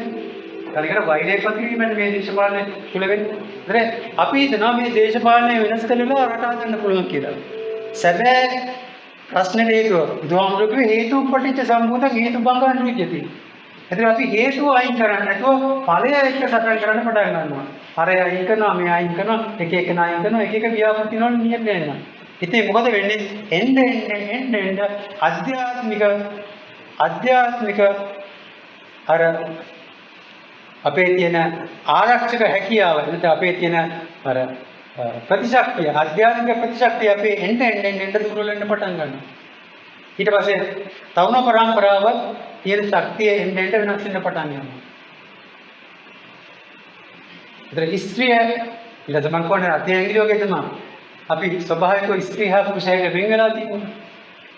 ඒක තමයි අවශ්‍යතාවය. එහෙනම් ස්ත්‍රී පුරුෂයන්ට එකක් ඉන්න තිබ්බනේ. අර ඒක ලිංගික කියන තත්ත්වෙක ඉන්න තිබ්බනේ. ඇයි අපි එහෙම වෙන් වෙලා තියෙන්නේ? ඒක තමයි මේකේ අවශ්‍යතාවය. ඒක ධර්මතාවය. ඒත් අපේ තියෙන ධර්මතාවය කියන අපිට තේරෙනවා. හැබැයි නොලෙජ් කියන එක ඇතුළේ ධර්මතාවය කියන එක තේරෙන්නේ නැහැ. මෙහෙම වුණාට පස්සේ අර ස්ත්‍රීත්වයේ මාතෘත්වයේ දක්වා තියෙන ගමනක් තියෙන්නේ. ස්ත්‍රීත්වය අපි කියවා ගෙදර බුදු අම්මා කියනකොට එහෙමනේ අපි සාමාන්‍ය කියන්නේ. ලාංකීය සමාජය තුළ අපේ පෙළ භූමිය තුළ අපේ දේශීය ඥාන පද්ධතිය තුළ අම්මා කියන කෙනාට ස්ත්‍රියට ලොකු ගරුත්වයක් තියෙනවා. සැලකිල්ලක් තියෙනවා. ආරක්ෂාවක් තියෙනවා. එයා අපි සමාජයට ගන්නේ නැහැ. එයා සෙල්ලම් බඩුවකට අපි පාවිච්චි කරන්නේ නැහැ. එයා අපි වෙනද භාණ්ඩයකට පාවිච්චි කරන්නේ නැහැ. මොකද එයාට තියෙනවා වම ගරුත්වයක්, පිළිගැනීමක්, සැලකීමක් සියල්ල තියෙනවා. ක්‍රමානුකූලව ඒ සියල්ලම වෙනස් කළා ස්ත්‍රිය සෙල්ලම් බඩුවක් බඩපත් වුණා. වෙළඳ දැන්වීම වලට නිර්වතර පාවිච්චි කරන මිනිසුන්ගේ නැති කාම නැති යටපත් වෙලා තියෙන කාම ආශාවන් උද්දීපනය කරන තත්ත්වයක් බඩපත් කරලා තියෙනවා. අර ආහාර විහරණ ඇඳුම් පැළඳුම් හැසිරීම් චර්ය සියල්ල වෙනස් කරලා තියෙනවා. ඊට පස්සේ අපිට තියෙන්නේ ගෙදර බුදුන් අම්මා කෙනෙක් නෙමෙයි අපිට හම් වෙන්නේ වෙන කෙනෙක්. මම ඉතින් එතනින් හට කියන්නේ නැහැ. මම ඔකට වචනයක් දීලා තියෙන්නේ. වචනයක් දීලා තියෙන මම ලියපු සමහර පොත්වල තියෙනවා. ඉතින් අපි නොදැනුවත්වම අපේ ස්ත්‍රීත්වය පරිවර්තනය කරලා තියෙනවා. වෙනත් කුලකයක් බවට. එතනින් එහාට අතේ ඇඟිලි කකුලේ ඇඟිලි ගලා වගේ තමයි. බාහිරින් අර ජෛව විද්‍යාත්මක රූපීය හිටියට ඇතුළාන්තයෙන් තවදුරටත් එයාගේ ක්‍රියාකාරීත්වයේ ඒකම නොවෙන්න පටන් ගන්නවා. ඒකට හේතුව තමයි අපේ රටේ ඒ වගේ මම ඔය ෆෙමිනිසම් කියලා જાතියක්. ස්ත්‍රීවාදී. මේ වගේ දේවල් ඇවිල්ලා විවිධ සංකල්ප ඇවිල්ලා අපි බ්‍රේන් වොෂ් කරා. ඕකට කියනවා ideological subversion කියලා. ideological subversion එකක් වුණා පහුගිය අවුරුදු ගණනාව පුරාම මෙන්න මේ colonial inferiority කියලා කියන නැත්නම් colonial knowledge production. ඒතර මේ අපි මේ හැමෝම ඉගෙන ගන්න දැන් කරන්න දෙයක් විදිහලා දිනා colonial knowledge production එකේ ප්‍රතිඵලයකට ඒකට අතුරු වුණාට පස්සේ අපි සාමාන්‍යම වෙනස් වෙනවා. ඉතින් මෙන්න මේ වෙනස් වෙච්ච එකේ ප්‍රතිපාක අපි තේරුම් අරන් ඉන්නවා. අපි අත්විඳින්න ඉන්නවා. අපිට නම් කියලා දෙන අපි කියන්නේ මට තේරිලා දෙනවා මේකෙන් නිදහස් වෙන්න කියලා. හැබැයි අපිට ශිෂ්‍යයෙක් ඉගෙන ගන්න කාලේ මේ වගේ දෙයක් අපිට අහන්න කොයිමත් ලැබුණෙත් නැහැ. අපි රැල්ලකට ගහගෙන ගියා. එදා අපිට මේ වගේ දෙයක් අහන්න ලැබුණා නම් සමහරට අපි එදා ඉඳන්ම ක්‍රියාත්මක වුණා නම් සමහරට අපි ඊට වඩා වෙනස් යුක්තියක් සාධාරණ රටට ලෝකෙට සමාජයට අපිට ඉදිරි කරන්න පුළුවන් වුණා. ඉතින් දුවදරුවන්ට මම මේ ඉදිරිපත් කරපු කාරණා තුලින් ඔයගොල්ලන්ගේ ජීවිතයට යම්කිසි හැඩගැසීමක් දැක්ම මේ නොලෙජ් කියලා එකක් දැන් තියෙනවා.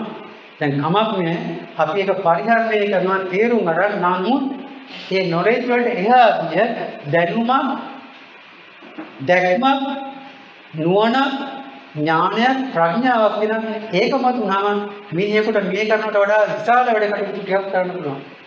අර වෙද මහත්තයාගේ කතාව මම කිව්වේ ඒකයි.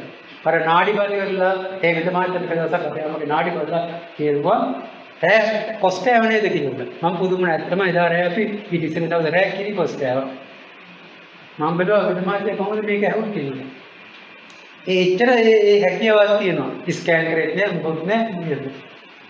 ඉතින් ඒතර මිනිස්සෙක් සත මේ ගැඹුරු ශක්තිය අවදි කරගත්තොත් අපිට අපේ රට තුළ මුළු ලෝකයටම අවශ්‍ය ලොකු ශක්තිය නිර්මාණය කරන්න පුළුවන්. ඒකයි මම කිව්වේ අතේ වැඩේ අතේ කරන්න ඕනේ කකුලේ වැඩේ කකුලේ කරන්න ඕනේ. අතේ ඇඟිලි වල වැඩේ අතේ ඇඟිලි කරන්න ඕනේ කකුලේ ඇඟිලි වල වැඩේ කකුලේ ඇඟිලි කරන්න ඕනේ.